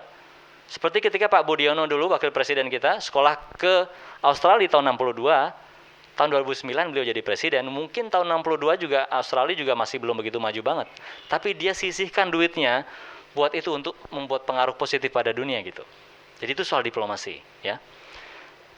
Sekarang ini ada dari mana saja beasiswa banyak banget. Teman-teman sebut aja nama negara deh. Pasti ada beasiswa yang dikasih ke kita ke situ, semuanya. Bagaimana caranya mendapatkan beasiswa itu? Secara umum saya ini punya satu orang teknik ya kebetulan, jadi kalau ngomong harus pakai flowchart gitu biar kelihatannya serem. Padahal sebenarnya gini-gini doang. Selalu mulai dengan ketertarikan. Kalau udah tertarik, nanti teman-teman pasti nyari informasi sendiri. Setuju nggak sih? Pastilah. Ada yang suka bola nggak di sini? Suka bola mas? Sepak bola? Oh nggak suka? Oke. Sama? Nggak juga? Nggak? Oh, oke. Ini olahragawan? Olahraga sekarang sudah berubah, Bli. Oh, Bola itu menjadi Digital. gambar Digital. e-sport. E-sport, alright. Ini pakar e-sport Indonesia, saya perkenalkan ini serius nih, serius. Belum. Belum. Eh. Belum salah maksudnya. Oh, oke. Saya suka tanya gitu, kadang-kadang memang beda tuh. Kalau tahun 2000-an awal kita nanya suka bola nggak, pada angkatan banyak, tapi belakang-belakangan agak beda ya. Oke. Suka Hatta Halilintar nggak? Oke. Anyway, maksud saya gini, ketika kita suka sesuatu, kita akan dengan senang hati mencari informasi tentang sesuatu itu. Betul kan ya? Misalnya kalau pemain bola dulu, kalau yang suka bola nih ya, suruh nyebutin 3 atau 4 atau 5 pemain bola klub andalannya, mesti gampang dia sebutin. Tapi begitu disuruh ngafalin nama-nama pahlawan sejarah gitu, udah kayak, paham maksudnya ya? Jadi nggak ada istilah rumit atau enggak, tapi kita suka apa enggak gitu. Tertarik apa tidak. Teman-teman datang ke sini kan nggak dibayar, nggak disuruh segala macam, tapi you just come here, right? Karena memang punya ketertarikan. Pertama, jangan menghakimi diri sendiri dengan kacamata orang lain yang mengatakan kamu nggak mungkin. Yang lebih parah adalah kita sendiri yang kadang-kadang nakal pada diri kita sendiri. Yang belum apa-apa udah mengatakan nggak mungkin deh kayaknya. Tahu maksudnya ya? Maka tadi saya bilang, if you don't want to regret, just register. Kalau kamu nyesal, daftar. Ini tadi udah kita bahas ya. Ternyata IP-nya nggak tinggi-tinggi amat gitu. Tapi ada teman saya bilang gini, dia mau bersikeras mau daftar, dia bilang IP-nya memenuhi syarat katanya. Saya tanya IP-nya harus di atas 2,9, saya bilang. Iya, berapa IP-mu? 2,10 katanya. Oke, saya biasanya memang tunggu, jadi yang ketawanya lambat itu berarti matematikanya agak kurang ya. Ada yang tanya juga ke saya begini, gimana caranya untuk menunjukkan bidang saya ini penting nih ketika kita mau daftar beasiswa? Teman-teman tahu nggak hari ini bidang yang diutamakan di beasiswa AS sekarang apa? Tahu? Ya, COVID-19. Jadi tegas tuh, COVID-19 harus terkait dengan COVID-19. Mohon maaf, jadi memang jadi lebih sempit bidangnya. Tetapi begini, saya mau kasih tahu, bukan berarti bidang-bidang yang tadinya kita pikir nggak terkait COVID-19 itu nggak bisa sama sekali. Karena faktanya COVID-19 ini mempengaruhi semua bidang kehidupan, betul nggak sih? Ekonomi, kesehatan jelas pasti, politik semua. Jadi artinya, dengan kata lain kalau dilihat dari perspektif yang berbeda, bidang apapun yang kita tekuni sekarang sebenarnya bisa kita kaitkan dengan COVID-19. Betul kan logikanya ya? Jadi teman-teman dituntut kreativitasnya tuh hari ini. untuk benar-benar membuat bidang saya ini apa ya kaitannya dengan COVID-19 yang benar-benar solid, tapi jadi memang harus serius untuk riset, serius untuk mendalami COVID-19 itu seperti apa dan bagaimana bidang kita bisa berkontribusi misalnya ya. Kalau ekonomi udah jelas banget lah, kesehatan apalagi kan gitu ya. Kalau orang bilang misalnya artificial intelligence, mungkin tadinya dipikir kok jauh banget kayaknya dari kesehatan. Jangan lupa, tahu genus UGM? Genus yang sudah dipakai sekarang itu adalah alat pendeteksi COVID-19 berbasis artificial intelligence tuh. Yang tadinya benar-benar sangat teknis, yang tidak ada kaitannya sama kesehatan, itu sekarang dipakai gitu ya. Jadi teman-teman bisa lihat yang seperti itu. Nah, berikutnya kalau kita bicara soal bidang, nah kadang-kadang kita, mohon maaf nih, ada yang sudah S2 di sini yang berniat untuk S3? Boleh angkat tangan? Siap, terima kasih. 1, 2. Oke. Kalau kita mau S3, maka salah satu tugas kita, Mas, adalah mencari supervisor. Kita sudah paham itu. Ini supervisor saya nih, yang gambarnya saya pasang ini. Ketika saya S2, beliau jadi pembimbing saya. Nanti kita bisa cerita banyak sekali gimana cara kita kontak profesor. Saya sering cerita ini di teman-teman yang lain. Kalau kita mau ngontak beliau pasti pakai email gitu kan. Kadang banyak orang tanya saya, kok saya nggak dibalas ya emailnya gitu. Apa rahasia atau gimana sih tipsnya? Saya tebak biasanya, kira-kira bunyi emailnya teman-teman tuh gini mungkin. Dear Professor X gitu ya. Greetings from Indonesia. My name is Andi. I graduated from UGM, bidang studi saya ini. I'm interested in bla bla segala macam. Kucing saya 5, anjing saya 7, hobi saya ini, warna favorit saya itu. Betul nggak sih kira-kira gitu ya? We are just so busy talking about ourselves. Kebayang nggak sih semua orang bisa nulis email begitu, betul? Dan karena dia orang terkenal, berarti hari itu mungkin dia dapat 27 atau 270 email yang mirip seperti itu, betul nggak? Nggak usah jauh-jauh, saya bukan terkenal, tapi saya juga dapat email model-model begitu tuh sekarang ini, karena orang mulai pengen belajar ke Indonesia segala macam kan. Kalau ada banyak email yang nadanya begitu, mana yang harus saya jawab? Kenapa saya harus menjawab satu email yang sama semua nadanya? Betul nggak? Paham maksud saya? Jadi, that is not the best way to contact your potential supervisor for the first time. Bandingkan dengan kalimat ini sekarang. Dear Professor X, saya membaca jurnal Anda yang terbaru, yang terbit tanggal sekian di jurnal Anu. Judulnya ini, gitu. Kamu menceritakan hal yang sangat keren tentang bla bla bla bla bla, dan itu bagi saya mencerahkan banget gitu. Tapi begitu saya membaca soal PQS misalnya gitu kan, saya terus terang agak kesulitan memahaminya. But I'm really interested. Saya pengen diskusi sama kamu. Oke? Dari 27 email yang lain yang seperti itu tadi nadanya, saya yakin ini yang dijawab sama dia. Betul nggak? Jadi communication is not about you, atau not about us, tapi tentang orang yang kita ajak ngomong, betul kan? Contoh kecil lah, kalau ada orang datang ke saya, Pak Andi, salaman dia. Oh, saya ini Pak, saya mahasiswa UGM, angkatan sekian, jurusan sekian.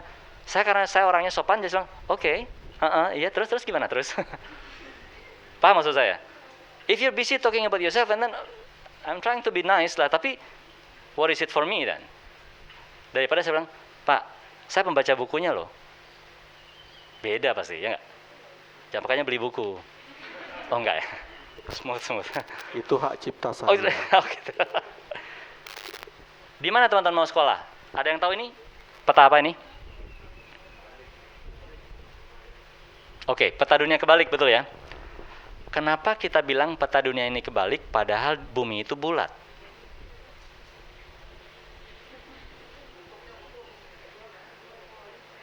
Kan bumi itu bulat kan? Berarti bisa dilihat dari mana aja dong? Betul nggak? Ya kan? Karena ini berbeda dengan kesepakatan, itu intinya. Ya nggak? Yang kita lihat biasanya tuh petanya itu seperti ini, betul? Maka begitu dia beda, kita bilang, oh kebalik nih Pak.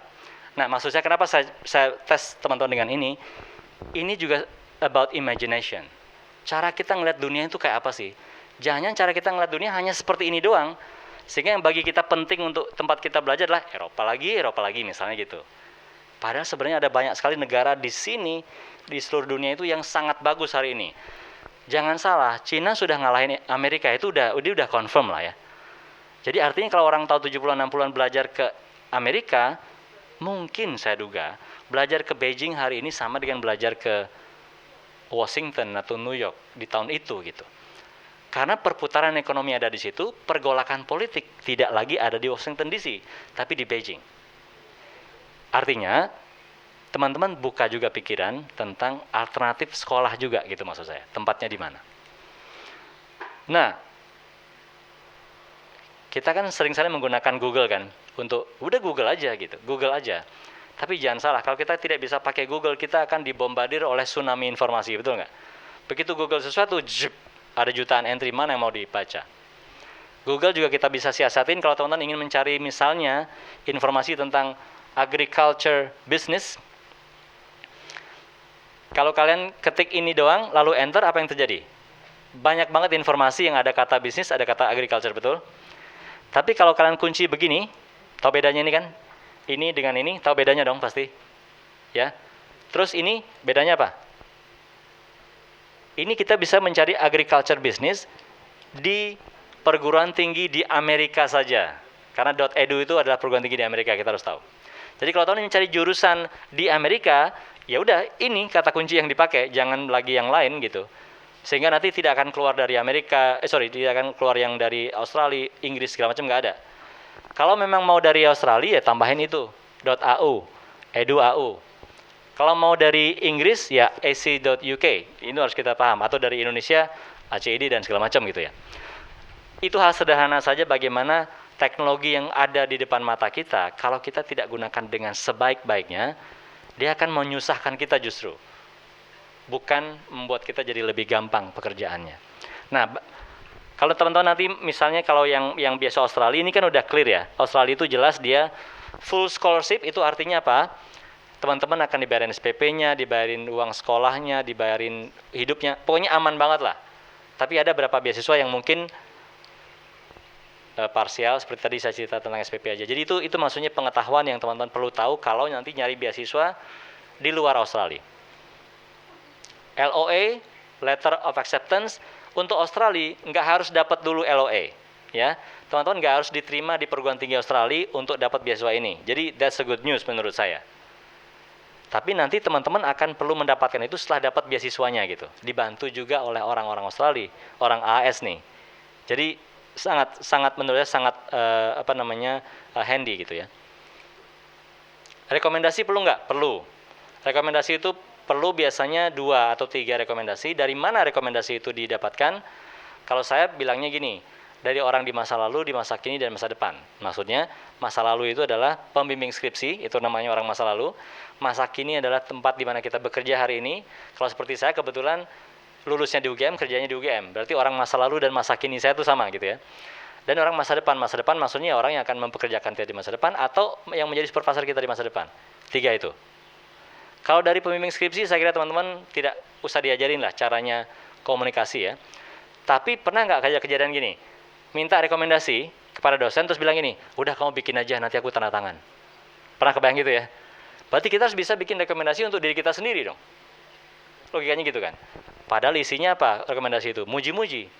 Kalau teman-teman tidak terbiasa narsis, agak repot tuh urusannya. Jadi harus belajar tentang bagaimana menulis sesuatu yang baik tentang diri sendiri, tetapi dalam koridor yang tepat gitu ya. Yang jelas teman-teman sekalian, rekomendasi yang baik itu bukan rekomendasi yang terlalu sederhana, hanya mengatakan kebaikan. Paham maksudnya ya? Ada rekomendasi yang singkat banget tuh biasanya, anak ini bagus, kasih dia beasiswa gitu misalnya. Atau dia suci dalam pikiran, perkataan, dan perbuatan, kasih dia beasiswa. Enggak, jadi bukan dasar Dharma Pramuka tuh. Tapi bikin sesuatu itu yang benar-benar personal. Kalau saya nulis rekomendasi gini biasanya kira-kira kalimat saya tuh. Saya mengenal Asti misalnya. Saya mengenal Asti dari sejak 4,5 tahun yang lalu ketika dia ngikutin kelas saya, kelas ini. Waktu itu saya udah tertarik sama dia karena waktu itu dia bertanya atau dia menghidupkan suasana kelas dengan baik dan bla bla. Jadi there was satu waktu ada personal touch di situ, personal experience yang mengatakan itu gitu. Lalu setahun berikutnya saya mengajak dia untuk ikut proyek X misalnya. Nah, saya berikan dia kesempatan untuk membuat proposal, ternyata proposal yang harusnya diselesaikan seminggu, dia selesaikan waktu 3 hari. Ketika kemudian saya beri dia kesempatan untuk presentasi proposal itu, ternyata klien kami senang. Saya mau tanya sekarang, ada nggak kata-kata pujian tadi kepada si anak itu? Nggak ada kan?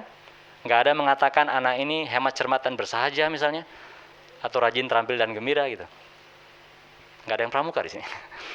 Jadi yang saya maksud adalah hanya sekala kita bikin rekomendasi bukan berarti harus positif terus dan mengatakan secara eksplisit positif. It has to be with a story. Karena kalau orang membaca itu dia akan tahu, oh ini benar-benar ada koneksi yang kuat banget antara si pemberi rekomendasi dengan yang diberi rekomendasi ini gitu. Oke. Berikutnya adalah mungkin sekarang nanya nih, terus dapat apa sih kalau kita udah dapat beasiswa? Satu, benefitnya apa? Atau mungkin yang ini kan ngomong benefit tuh yang so idealis ya, padahal sebenarnya tanyanya ini, ya nggak sih? Benefit dan profit itu tipis tuh. Saya bilang kalau benefit udahlah. Ada teman saya yang pulang-pulang sekolah bisa dapat beli rumah. Ya walaupun nggak sebagus ini sih rumahnya, ini ngambil di Google lah. Tapi ada gitu. Atau beli mobil. Faktanya begitu, tapi bukan berarti itu motivasi utama. Just in case you curious gitu maksudnya. Bisa. Kedua, bisa keliling dunia. Saya dari Australia waktu itu mendapat kesempatan untuk belajar di 5 benua. Artinya belajar presentasi segala macam di 5 benua. Itu menurut saya itu adalah suatu kesempatan yang yakin saya tidak akan bisa didapatkan kalau tidak dengan beasiswa ini. Berikutnya, ini cerita yang sering saya ceritakan nih. Ketika saya ke Monaco dulu, Monaco itu sebenarnya negara kecil selatan Prancis ya. Saya presentasi di situ dan masalahnya cuma satu, makanannya saya nggak cocok. Karena pagi dikasih pizza, siang pizza juga lagi, terus sore juga kayak pasta pizza gitu, malam juga pizza. Aduh kan perut Jogja ya. Saya tanya sama panitia di mana ada makanan paling enak di dunia, maksudnya nasi gitu. Nasi Padang saya minta, tapi nggak ada di sana. Dia bilang ada sebuah restoran dekat katanya di sini. Ini tempat saya presentasi ya. Udah saya cek pakai Google Maps, ternyata cuma 7 menit jalan kaki. Itu more than gampang lah. Tanpa pikir panjang saya jalan ke situ, makan. Ngomong-ngomong ini pasti ada yang nanya, ini cara bikin animasinya gimana gitu? Ada. Udahlah itu nanti di pertemuan berikutnya aja. Dan tidak terjadi apapun, saya makan normal, besoknya saya baru sadar itu ternyata di beda negara. Jadi jalan kaki 7 menit itu bisa membuat kita pindah negara gitu. Nah, lagi-lagi saya kan orang perbatasan, yang mikir perbatasan itu konteksnya apa? Konflik, perang, segala macam. Ini bahkan kita nggak sadar ada batas gitu. Jadi insight baru yang kita dapetin dari proses-proses beasiswa ini. Saya pernah juga ke perbatasan Prancis dan Swiss. Itu karena sengaja, jadi saya dengar di situ ada restoran yang ada di perbatasan, katanya tepat di belah garis batas. Begitu saya masuk, nggak ada perbatasan, nggak ada yang jaga pakai tentara tadi kayak di Pyongyang tadi. Ternyata memang di sana santai perbatasannya. Saya tanya kepada mbak kasirnya, di mana garis batasnya? Katanya bapak sedang berdiri di garis batas sekarang. Jadi di kasir itu garis batas tuh, P. Jadi ini batas, ini bendera Prancis, ini Swiss kan? Ini beda negara nih, ini sana ini. Jadi tangan saya di Prancis nih. Dan selalu ini jadi semacam jadi icon question di sana. Bapak mau duduk di Prancis apa di Swiss gitu. Itu bagi saya tuh momen banget ya. Epic. Ada yang mau menjadikan alasan ini sebagai alasan untuk sekolah ke luar negeri? Adalah ya. Anaknya itu sekarang tuh yang lagi main HP di belakang tuh. Lita, do you know that it's you? Of course you don't know. Jadi ini adalah foto keluarga kami pertama di Sydney waktu itu. Saya lagi di di lembah penderitaan paling, maksudnya lagi bikin tesis, tahu ya orang bikin tesis itu paling menderita di dunia kan. Anak saya lahir, kemudian 6 bulan kemudian kami pulang, jadi gitulah. Jadi kombinasi begadang bikin tesis dan ngomong anak. Tapi this is a moment that I will never forget gitu. Kalau teman-teman ingin menjadikan ini sebagai motivasi, ada satu syaratnya, nikah dulu. Karena boleh kesana bawa keluarga soalnya, boleh. Tapi harus punya keluarga. Dan untuk berjejaring juga, teman-teman sekarang kalau saya hari ini nonton TV gitu ya, saya ngetes diri saya tuh gitu. Kalau saya nonton TV seharian misalnya, kalau sama sekali nggak ada orang yang saya kenal di TV itu yang ngomong, yang jadi pembicara, yang jadi segala macam, mungkin network saya belum bagus nih. Paham ya maksudnya? Jadi that's how I test myself gitu. Tapi kadang-kadang gitu juga sih, begitu saya ngeliat TV ada orang pakai jaket oranye, saya kenal, waduh ini ditangkap KPK ternyata, itu lain lagi tuh ceritanya. Jadi network itu terjadi ketika kita bersahabat sebenarnya. Ketika kita berteman seperti sekarang, kita sebutnya sebagai teman, di masa depan kita sebut sebagai network. Sama aja. Masih ingat Sheila tadi? Universitas Widya Mandira, ini dia orangnya. Baru saja dia lulus S3 di Inggris. Jadi kalau Cila bisa, teman-teman juga punya kesempatan yang sama untuk bisa melakukan itu. Ini saya ingat tadi 2002, itu saya 1,2 pernah IP-nya, saya pernah dapat D, saya tidak punya pengalaman riset, karya saya nggak ada sama sekali, pengalaman kerja juga terbatas. Di saat seperti ini saya daftar beasiswa dan akhirnya diterima juga ternyata, diberi kesempatan gitu. Nah, jadi teman-teman sekalian, kalau nanti teman-teman akan bilang suatu hari nanti setelah ikut acara ini mungkin 3 bulan lagi, 6 bulan lagi, 10 bulan lagi, you might say, I nailed it. Saya berhasil atau I failed it. Oke. Jadi antara kegagalan dan keberhasilan itu ada jembatan yang bernama apa? Persiapan gitu. Dan ini yang teman-teman lakukan sekarang hari ini ya. Mungkin teman-teman bilang impossible. Tapi bisa jadi kita salah baca, kita baca dengan cara yang berbeda apa? Impossible. So, it's all about you because we need you for success. Terima kasih, thank you. Mari kita ngobrol-ngobrol.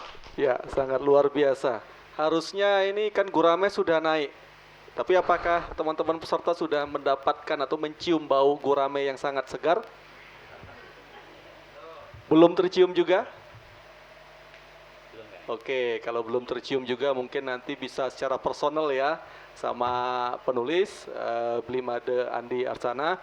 Nanti kalaupun belum punya medsosnya mungkin setelah ini bisa dikomunikasikan. Tidak hanya setelah acara, pada umumnya teman-teman sambil cheese gitu ya.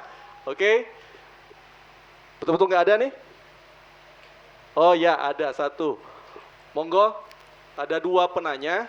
Kita buka saja pada sesi pertama ini. Setelah ini kalau masih ada silakan. Dan nanti pada saat hendak menanyakan, maju ke depan, stand mic sudah kita siapkan. Nanti mic-nya gantian sama saya. Gitu ya. Dan yang laki-laki harus menghormati yang perempuan. Ladies first please. Oke, silakan.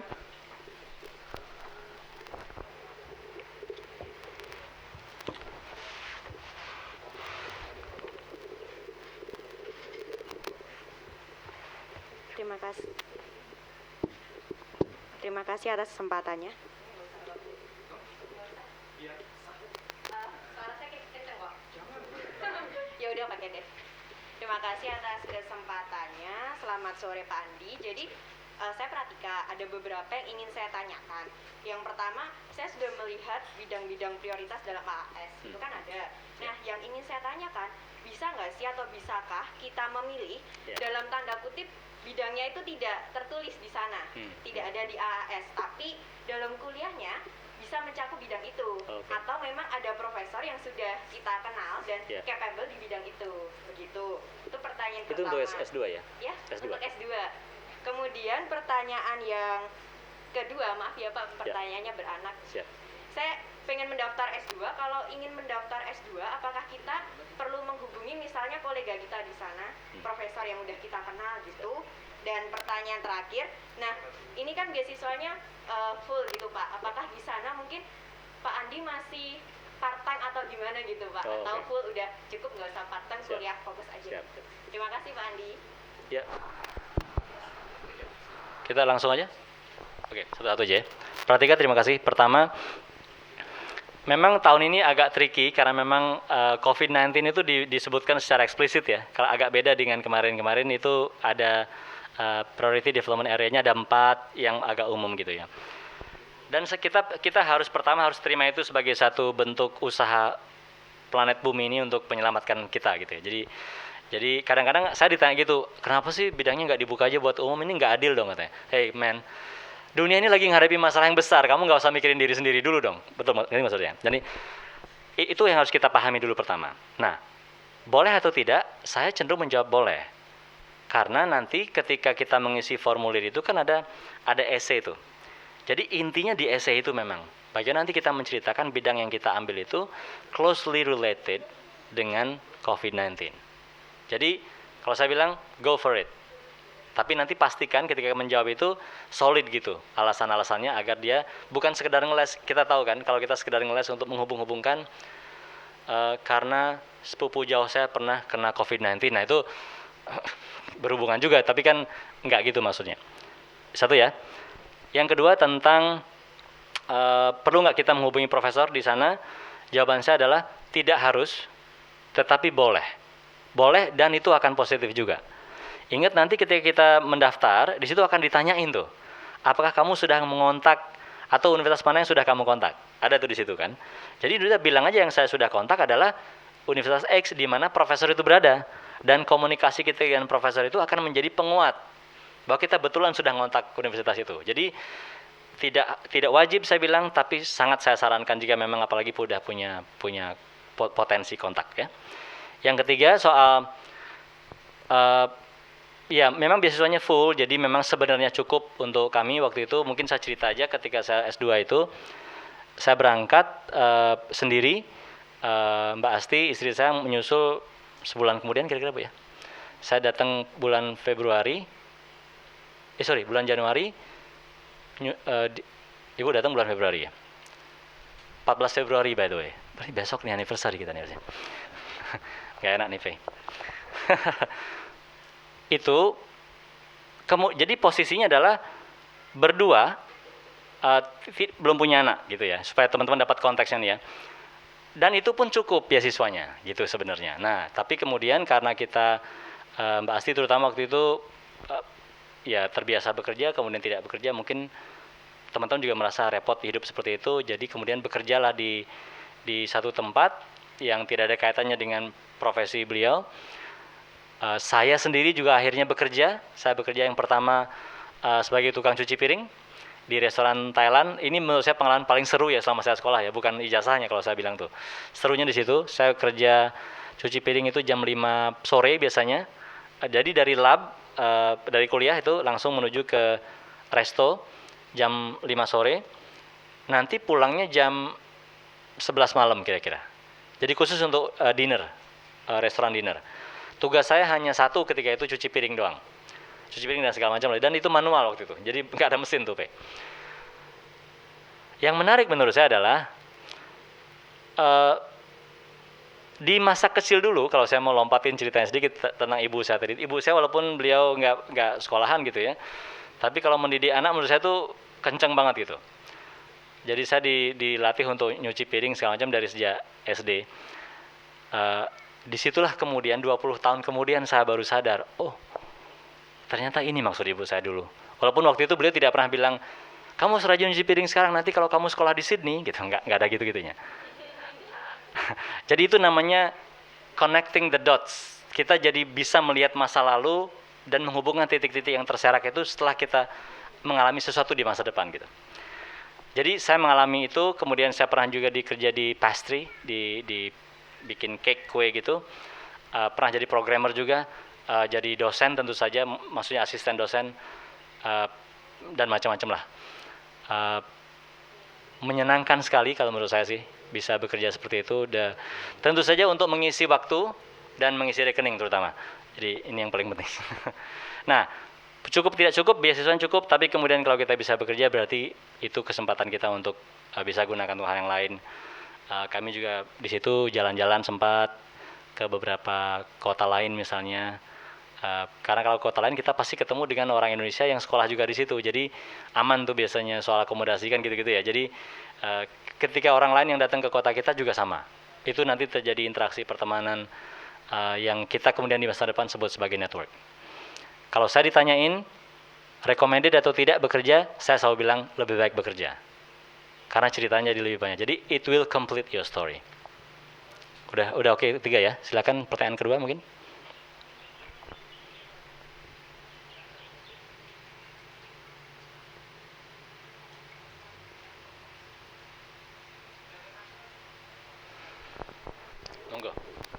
Bisa. Oke Pak, terima kasih atas kesempatannya. Ya. Yang ingin saya tanyakan untuk pendaftar, misalnya kita mau lanjut doktor di sana, Ya, S3. namanya Mas? Cahyadi Ramadan. Cahyadi. Sekarang saya masih menempuh pendidikan S2 di UGM Manajemen Bencana. Untuk pertanyaan sendiri, apakah kita sudah diperkenankan atau diperbolehkan mendaftar beasiswa ini ketika kita sudah tinggal menunggu, misalnya tinggal menunggu wisuda dan lain sebagainya, ataupun baru selesai presentasi tugas akhir dan lain sebagainya. Karena itu tidak saya temukan di situs-situs untuk pendaftaran AAS-nya. yang lebih jelasnya. Terus yang Siap. kedua sendiri, bagaimana peluang kita mendaftar beasiswa ini atau peluang lolosnya ketika kita sendiri pengen ngambil jurusan yang berbeda dari jurusan kita sebelumnya, seperti itu. Siap. Terima kasih. Terima kasih Mas Syahyadi. Pertama, betul memang tidak ditulis di situ boleh apa tidak, tetapi saya mau ceritakan pengalaman dulu. Saya ketemu dengan siapa nih teman kita dari Aceh itu, Bu? Yang lupa nama saya. Dari Aceh itu ada teman saya yang ketika dia bilang ke saya sendiri, ketika dia mendaftar, itu dia belum lulus. Belum wisuda, maaf. Dia mendaftar menggunakan surat keterangan lulus. Yang tentu saja di bahasa Inggris kan begitu ya. Jadi dari pengalaman itu saya bisa bilang, coba aja, why not? Tapi nanti pastikan ketika sudah tes tahap kedua, paling tidak, itu kan ditanyain pasti karena kita akan dipanggil wawancara tuh. Kalau di situ sudah bisa nunjukin ijazah, itu akan lebih bagus. Jadi diukur waktunya ya. Untuk yang kedua, terkait dengan bidang ilmu, bisa beda apa tidak? Jawabannya bisa. Mungkin dari sisi dia nggak ada masalah, dari sisi kita aja mungkin yang nanti harus dipastikan. Misalnya karena saya gini, kadang-kadang saya bilang, oh bisa kok pindah jurusan, pindah segala macam. Pak, saya filsafat sekarang nanti mengambil fisika kuantum boleh nggak? Iya boleh sih, tapi kalau nggak lulus gimana? Artinya maksudnya di bidangnya berbeda itu tentu dalam koridor yang kita paham gitu ya. Saya sendiri kan teknik Mas Cahyadi, S3 saya hukum. Itu bukti, I'm a living testimony lah, bahwa memang sangat mungkin bisa jadi. Karena gini, kalau kita bicara linearitas nih, mungkin teman-teman trauma dengan istilah itu kalau orang dosen terutama ya. Harus linear. Linear adalah soal isu. Jadi isu apa yang kamu pelajarin secara linear. Kenapa perlu linear? Karena orang itu kalau nggak linear, dia nggak bisa mendalami sesuatu, betul nggak sih? Itu kan ada logikanya, bukan sekedar karena harus linear, biar nanti bisa memenuhi administrasi. Itu adalah konsep yang menurut saya akhirnya penerjemahannya menjadi seperti itu di kita gitu. Linear kan maksudnya adalah, karena kamu harus menjadi seorang ahli, maka sebaiknya isu yang kamu pelajari dari S2, S3 itu inline. Karena dengan itu kita bisa menggalinya lebih dalam, kan begitu logikanya. Karena kalau nggak begitu mungkin jadi ke kiri ke kanan, jadi nggak dalam. Tapi kemudian secara administratif diterjemahkan menjadi, kalau nanti orang teknik geodesi, harus masuk teknik geodesi lagi, dan teknik geodesi lagi gitu. Saya adalah orang yang I'm not a big fans of linearity lah. Jadi kalau saya sendiri, nyun sewu, saya tidak menentang peraturan pemerintah maksudnya. I don't mind kalau saya memang merasa tertarik pada bidang batas maritim, kebetulan saya, biarpun bidang saya teknik tadinya, yaudah saya memang karena di bidang hukum, di sana di fakultas hukum yang lebih kuat, saya belajar ke situ. Banyak orang tanya ke saya gini, nanti kalau nggak jadi profesor gimana? Ya mungkin akan sedih juga, tapi kayaknya sih nggak apa-apa juga sih. Matur nuwun Mas, thank you. Next. Oh, atau boleh, monggo, sorry, Mas moderator. Oke, sudah 2 penanya, kalau masih ada? 1, masih ada lagi enggak? Ini untuk sesi yang terakhir. Kayaknya 1 cewek lagi deh harusnya, biar seimbang nggak? Oh iya benar. Oke, thank you. Ini harus dipanggil dulu ya. Siap. Berarti Mbaknya senang dipancing ya Mbak ya? Aduh. Tapi untuk kali ini yang perempuan mengalah, gantian yang laki-laki yang Iya, dahulu. Monggo, Mas. Emansipasi.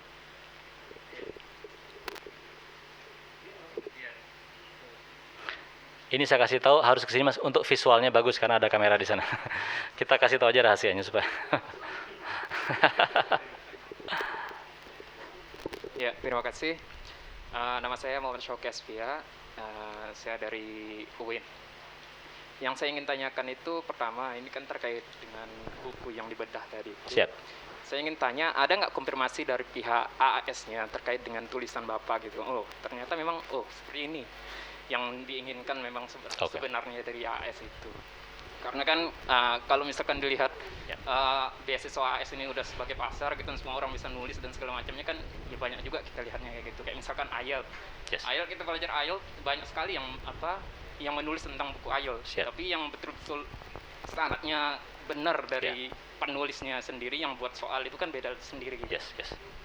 Terus ini Pak, terkait dengan tadi kan dibilang bahwasanya dari latar belakang Bapak yang sebelumnya tadi dari segi riset aja kurang, terus misalkan pengalaman juga kurang, terus pekerjaannya juga ya dibilang kurang dan segala macamnya. Itu mungkin untuk memotivasi kita boleh-boleh aja mungkin Pak ya. Tapi menurut Bapak nih, Ya. Apa sih yang membuat Bapak ini kira-kira diterima oleh HAS tersendiri itu? Jadi poin lebihnya itu mana yang ditekankan oleh Bapak itu? Apakah dari segi hal lain yang mungkin kita nggak tahu kayak itu? Oke, Ya, terima kasih. Boleh kita kasih tepuk tangan buat teman kita, terima kasih. Satu hal pertama yang memang harus dimiliki orang-orang yang ingin mendapatkan ilmu lebih adalah curiosity gitu ya, rasa penasaran. Terima kasih sudah melihat dari sisi yang berbeda tadi presentasi saya. Pertama, tidak ada konfirmasi dari pihak AS tentang buku saya. Jadi memang AS tidak pernah akan mengkonfirmasi, oh ini benar, ini salah, oh memang sebaiknya ini, tidak pernah sama sekali. Jadi saya tidak bisa menjaminkan secara formal bahwa apa yang saya katakan di buku itu memang di-endorse oleh AS dan akan menjadikan teman-teman dapat itu tidak ada sama sekali. Tapi itu dari akumulasi pengalaman dan pengetahuan saya. Buku itu di-endorse oleh Mbak Najwa Shihab. Mungkin ada yang tanya tuh, kenapa Najwa Shihab ada di situ? Karena saya memang satu angkatan sama dia ketika sekolah. Dia alumni Australia juga. Jadi clear ya Mas ya. Jadi saya tidak akan mengatakan ada endorsement sama sekali. Kedua, kalau kita bicara soal lalu apa kelebihannya, kan tadi katanya IP-nya jelek, ini jelek, kok bisa diterima? Terus apa yang dijual ketika itu? Nah, menurut saya yang saya jual ketika itu adalah beyond academic, melampaui akademik. Karena bagi saya itu selalu namanya beasiswa itu ada 6 atau 7 poin ya. Pertama, dia itu adalah orang yang belief, percaya itu gini, saya percaya bahwa mungkin saya bisa, saya percaya bahwa mungkin ada perubahan dalam hidup saya atau saya mencapai sesuatu. You have to have that belief. Setelah belief, yang harus mendukung kepercayaan adalah pemahaman. Karena percaya aja nggak cukup saya yakin doang nih, tapi nggak paham. Paham tuh artinya gini, oh ternyata untuk dapat beasiswa Australia itu perlu ini, perlu itu, syarat ini, syarat itu. Itu namanya paham. Oke? Belief, paham. Lalu setelah paham, yang ketiga ini penting sekali nih. You have to take action.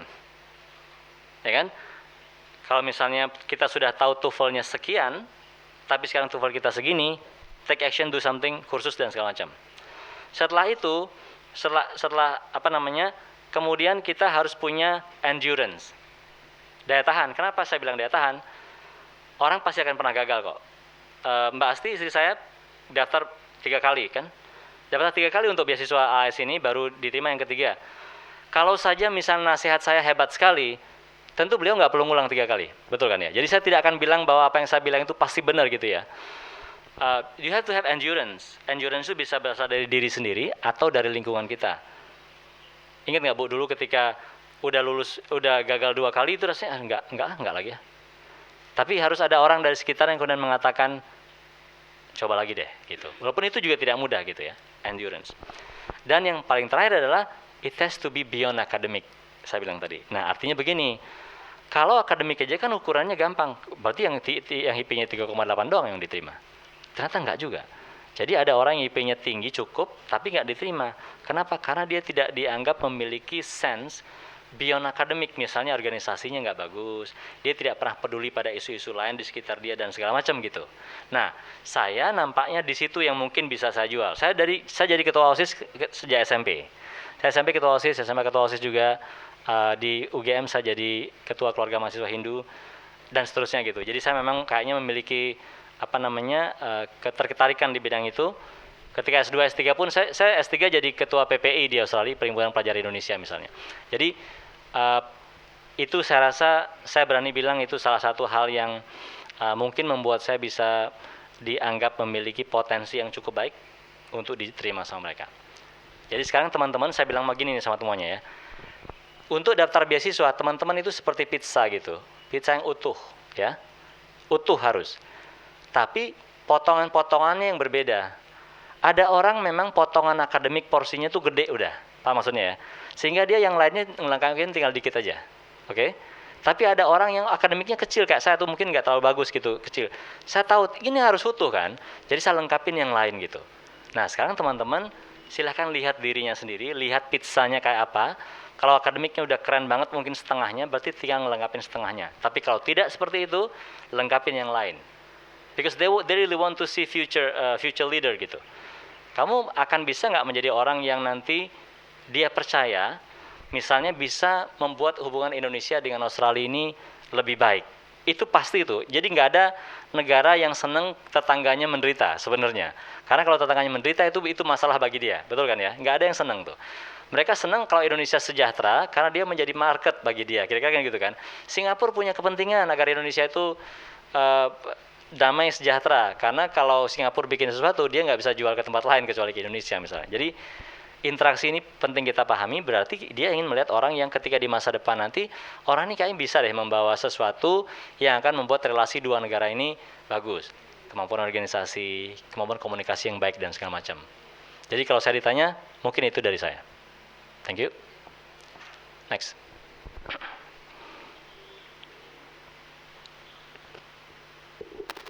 Baik, terima kasih untuk kesempatannya. Saya Vika ingin bertanya, Pak. Siap. Terkait tadi kan lintas jurusan, tapi kalau pilihan univ itu sendiri apakah bisa berpengaruh ke peluang untuk keterima AAS-nya? Karena jurusan yang saya ingin itu bukan di Group of 8 yang mana ya mungkin lebih top uni dan lain-lain. Karena kalau di LPDP kan dia ada yang kemarin peringkat utama dunia dan lain-lain. Kalau AAS sendiri itu apakah ada seperti itu? Ya, terima kasih. Ini sangat bagus pertanyaannya. LPDP jelas itu kepentingan Indonesia yang ingin menyekolahkan anak-anak terbaiknya ke sekolah-sekolah top gitu ya. Dan itu saya pikir itu masuk akal. Kalau di Australia tidak seperti itu.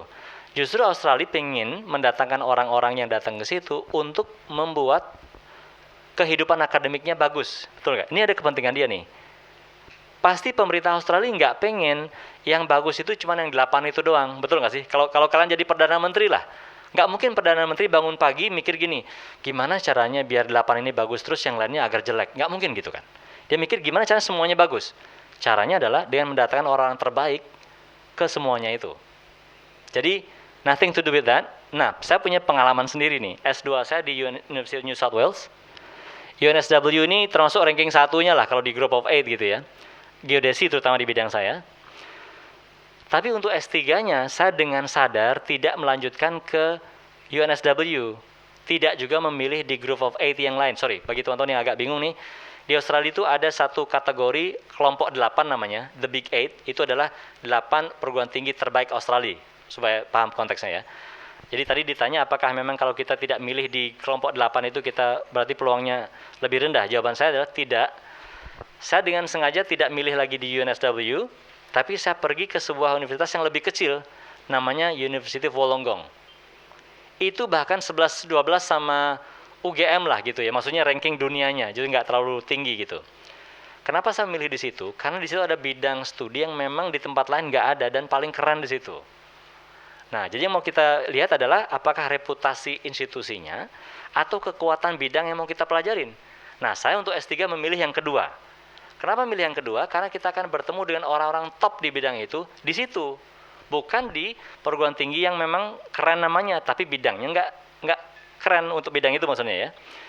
Bagi saya nanti kalau sudah S3, memang penting sih, ya menarik sih kalau kita mau cerita sekedar di depan TV mengatakan, oh I'm a Harvard graduate atau Harvard alumni, I'll be very proud. Tapi menurut saya yang sangat penting dalam pergaulan akademik adalah kamu muridnya siapa? Siapa profesormu dulu? Itu penting banget karena yang akan membawa kita bisa tembus jurnal internasional, tembus konferensi bagus segala macam bukan institusinya, tapi penulis yang kita ajak nulis kan, yang ada di paper kita itu, dan itu adalah supervisor kita gitu. Nama dia yang kita. Jadi kita tuh lagi, kalau anak sekarang bilang pansos kan ya. Pansosnya bukan ke institusi, tapi kepada profesor yang keren ini. Jadi jawaban saya adalah no, tidak masalah kalau teman-teman harus di Group of 8 atau tidak. Tapi kalau memang kebetulan ya perguruan tingginya Group of 8, profesornya juga paling keren ada di situ, ya monggo, itu sudah keren banget lah. Artinya kalau memang mau berguru di Oxford, Cambridge, MIT, Harvard misalnya, dan kebetulan memang profesornya di situ juga keren banget, ya itu orang udah nyerah lah, nggak akan protes sama sekali gitu. Semoga clear ya. Terima kasih. Saya manut aja nih kalau memang sudah habis kita ini. Oke, terima kasih banyak Beli Imade Andi Arsana. Memang kalau mau dituruti mungkin kita begadang 2 kali 24 jam nggak selesai ya. Namun apa hendak dikata, kita masih mempunyai keterbatasan, mengingat waktu yang lain juga sangat urgent untuk kita semua lakukan dengan hal yang lain pula. Sehingga mohon maaf, untuk kali ini mungkin dicukupkan terlebih dahulu sampai di sini. Walaupun tadi sudah sedikit naik kelas, ya kan, mulai dari awal kita dapat wader, atau mungkin tinggi dikit dari wader tadi cupang, yang baru ngetren, ya kan. Nah, dengan sudah adanya komunikasi 2 arah tadi, naik level lagi, paling nggak level dapat nila, atau mungkin sedikit nyerempet dapat gurame. Nah, sehingga untuk teman-teman lebih meyakinkan diri lagi, paling nggak bisa nyebrang ke lautan dari kolam ataupun kali, mungkin butuh recharge ya, asupan baru lagi, di-refresh lagi di lain kesempatan. Nah, mengingat dengan itu, ini teman-teman dari Mini Academy UGM akan menyampaikan informasi-informasi terkait hal-hal tadi. Mungkin ini bisa jadi sebagai awalan dan keberlanjutannya ke depannya nanti bersama mereka. Monggo disilakan untuk teman-teman dari Mini Academy. Kasih tepuk tangan dulu nih kayaknya sama buat Andi nih. Gantian ya Mas Andi, biar ikut nampang kan mau pansos katanya. Oke. Nah jadi teman-teman terima kasih semuanya yang sudah hadir di acara siang sore hari ini. Seperti yang kita sering bilang ya Mas Andi, banyak orang-orang itu yang kalau misalnya weekend kayak gini mendingan tidur ya kan, atau chill and Netflix, betul? Nah tapi teman-teman pandemi berniat banget ya untuk datang ke sini aja. Kalau menurutku tuh udah dapat 60% lah dari tingkat keberhasilannya nanti dapat beasiswa gitu kan. Nah setelah itu usahanya tinggal ya IELTS, tinggal konsultasi dan lain sebagainya. Nah Mini Academy sendiri kita pengen menemani teman-teman lagi dalam usahanya untuk berjuang gitu. Kalau kaosnya Mas Andi adalah pejuang beasiswa paling serius, kalau saya kayaknya kaosnya masih berjuang cari beasiswa. Gitu kayaknya kaosnya. Jadi nanti buat yang baru ya. Nah kita ada pengumuman.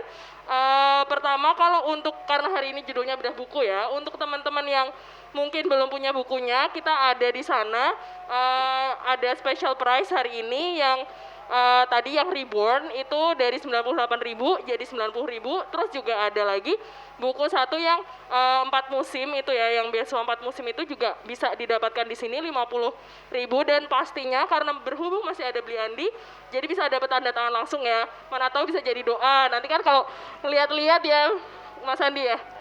Oh ya jadi semangat lagi gitu. Gitu. Terus habis itu karena ini konteksnya beberapa masih beasiswa Australia, Mini Academy juga mau ada acara lagi. Jadi kayak semacam tryout beasiswa.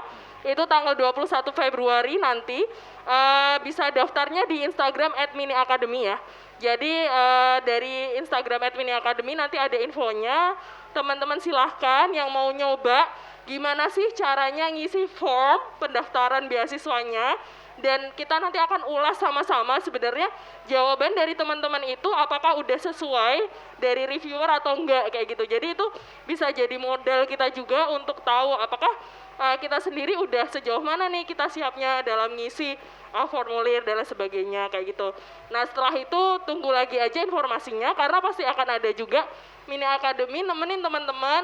Mungkin kita akan review dari recommendation letter, motivation letter, ataupun CV untuk mendaftar beasiswa juga. Gitu ya, jadi jangan lupa follow Instagramnya @miniacademy. Itu saja dari saya. Semoga teman-teman sukses semua daftar beasiswanya. Sampai ketemu. Oke, ini nggak boleh dilupakan ya, kalau pesan kata mama-mama dari wilayah timur, ingat, ting, katanya gitu ya. Jadi jangan sampai lupa, catat, pantau IG yang sudah disampaikan tadi. Oke, teman-teman sekalian, sebetulnya sangat menarik dan memang tadi tidak akan cukup waktu kalau kita betul-betul intens. Tapi apa daya tadi, kita harus berpisah untuk sementara waktu. Namun yakinilah apa yang sudah disampaikan oleh penulis itu sangatlah luar biasa, manakala beliau menulis itu dengan sungguh-sungguh, ikhlas, tulus dari lubuk hati yang terdalam. Jadi jangan ragukan lagi nasihat-nasihat yang disampaikan beliau. Begitu, dan untuk mencapai sesuatu tidak terlepas dari sebuah usaha yang maksimal. Namun tidak menutup kemungkinan kalau teman-teman berusaha, tadi sudah disampaikan kan, kadang kita mengalami kejenuhan. Ya kan? Jangan lupa, kalau jenuh, warung Belik selalu terbuka. Silakan mampir ke sini. Dan salah satu moto dari warung Belik, teman-teman itu datang untuk kembali. Kami tunggu untuk selanjutnya. Terima kasih banyak atas waktu dan kesempatannya. Sekali lagi, berikan aplaus kepada narasumber kita. Mohon izin, mohon maaf bila mana dalam membersamai, memandu acara ini, saya Faidillah Kurniawan melakukan banyak hal yang salah, lepas dari hilaf dan lain sebagainya. Sebelum, oh itu nanti saja ya, setelah ini ya. Oke. Sekarang. Sekarang. Sama? Tanya dulu. Oke. Sebentar ya, ada intro sebentar. Oke, sekali lagi gitu. Dan jangan lupa untuk keberlanjutan, usaha, doa, dan syukur-syukur. Karena memang warung Belik ini menjadi salah satu tempat dengan semboyan juga tempat yang menginspirasi. Carilah inspirasi di sini. Baik pagi, siang, sore, bahkan sampai malam. Ya, untuk spot foto ya tidak diragukan lagi, untuk menu juga sudah tidak diragukan lagi, dan khususnya untuk teman-teman mahasiswa untuk harga sangat ramah di kantong, nggak bikin bocor. Ya, ajak lagi keluarga, teman, saudara untuk hadir ke sini. Syukur-syukur besok koleksi buku dari Pak Imade Andi Arsana sudah bisa banyak terpampang di Pondok Literasi. Teman-teman bisa membaca di situ.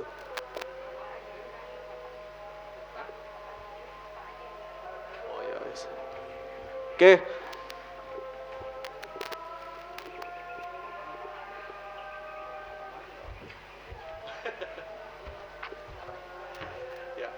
Mohon izin Bli untuk bisa berada di tengah. Sekali lagi kami ucapkan banyak terima kasih kepada narasumber yang sangat luar biasa ini. Mungkin ini tidaklah seberapa, namun jangan dilihat dari kemasannya, tetapi lihatlah keikhlasan dan hubungan silaturahmi yang akan berjenjang ke depannya.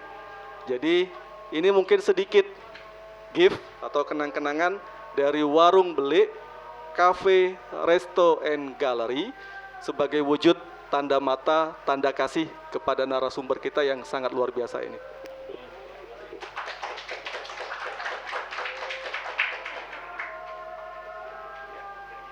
Terima kasih banyak Bli.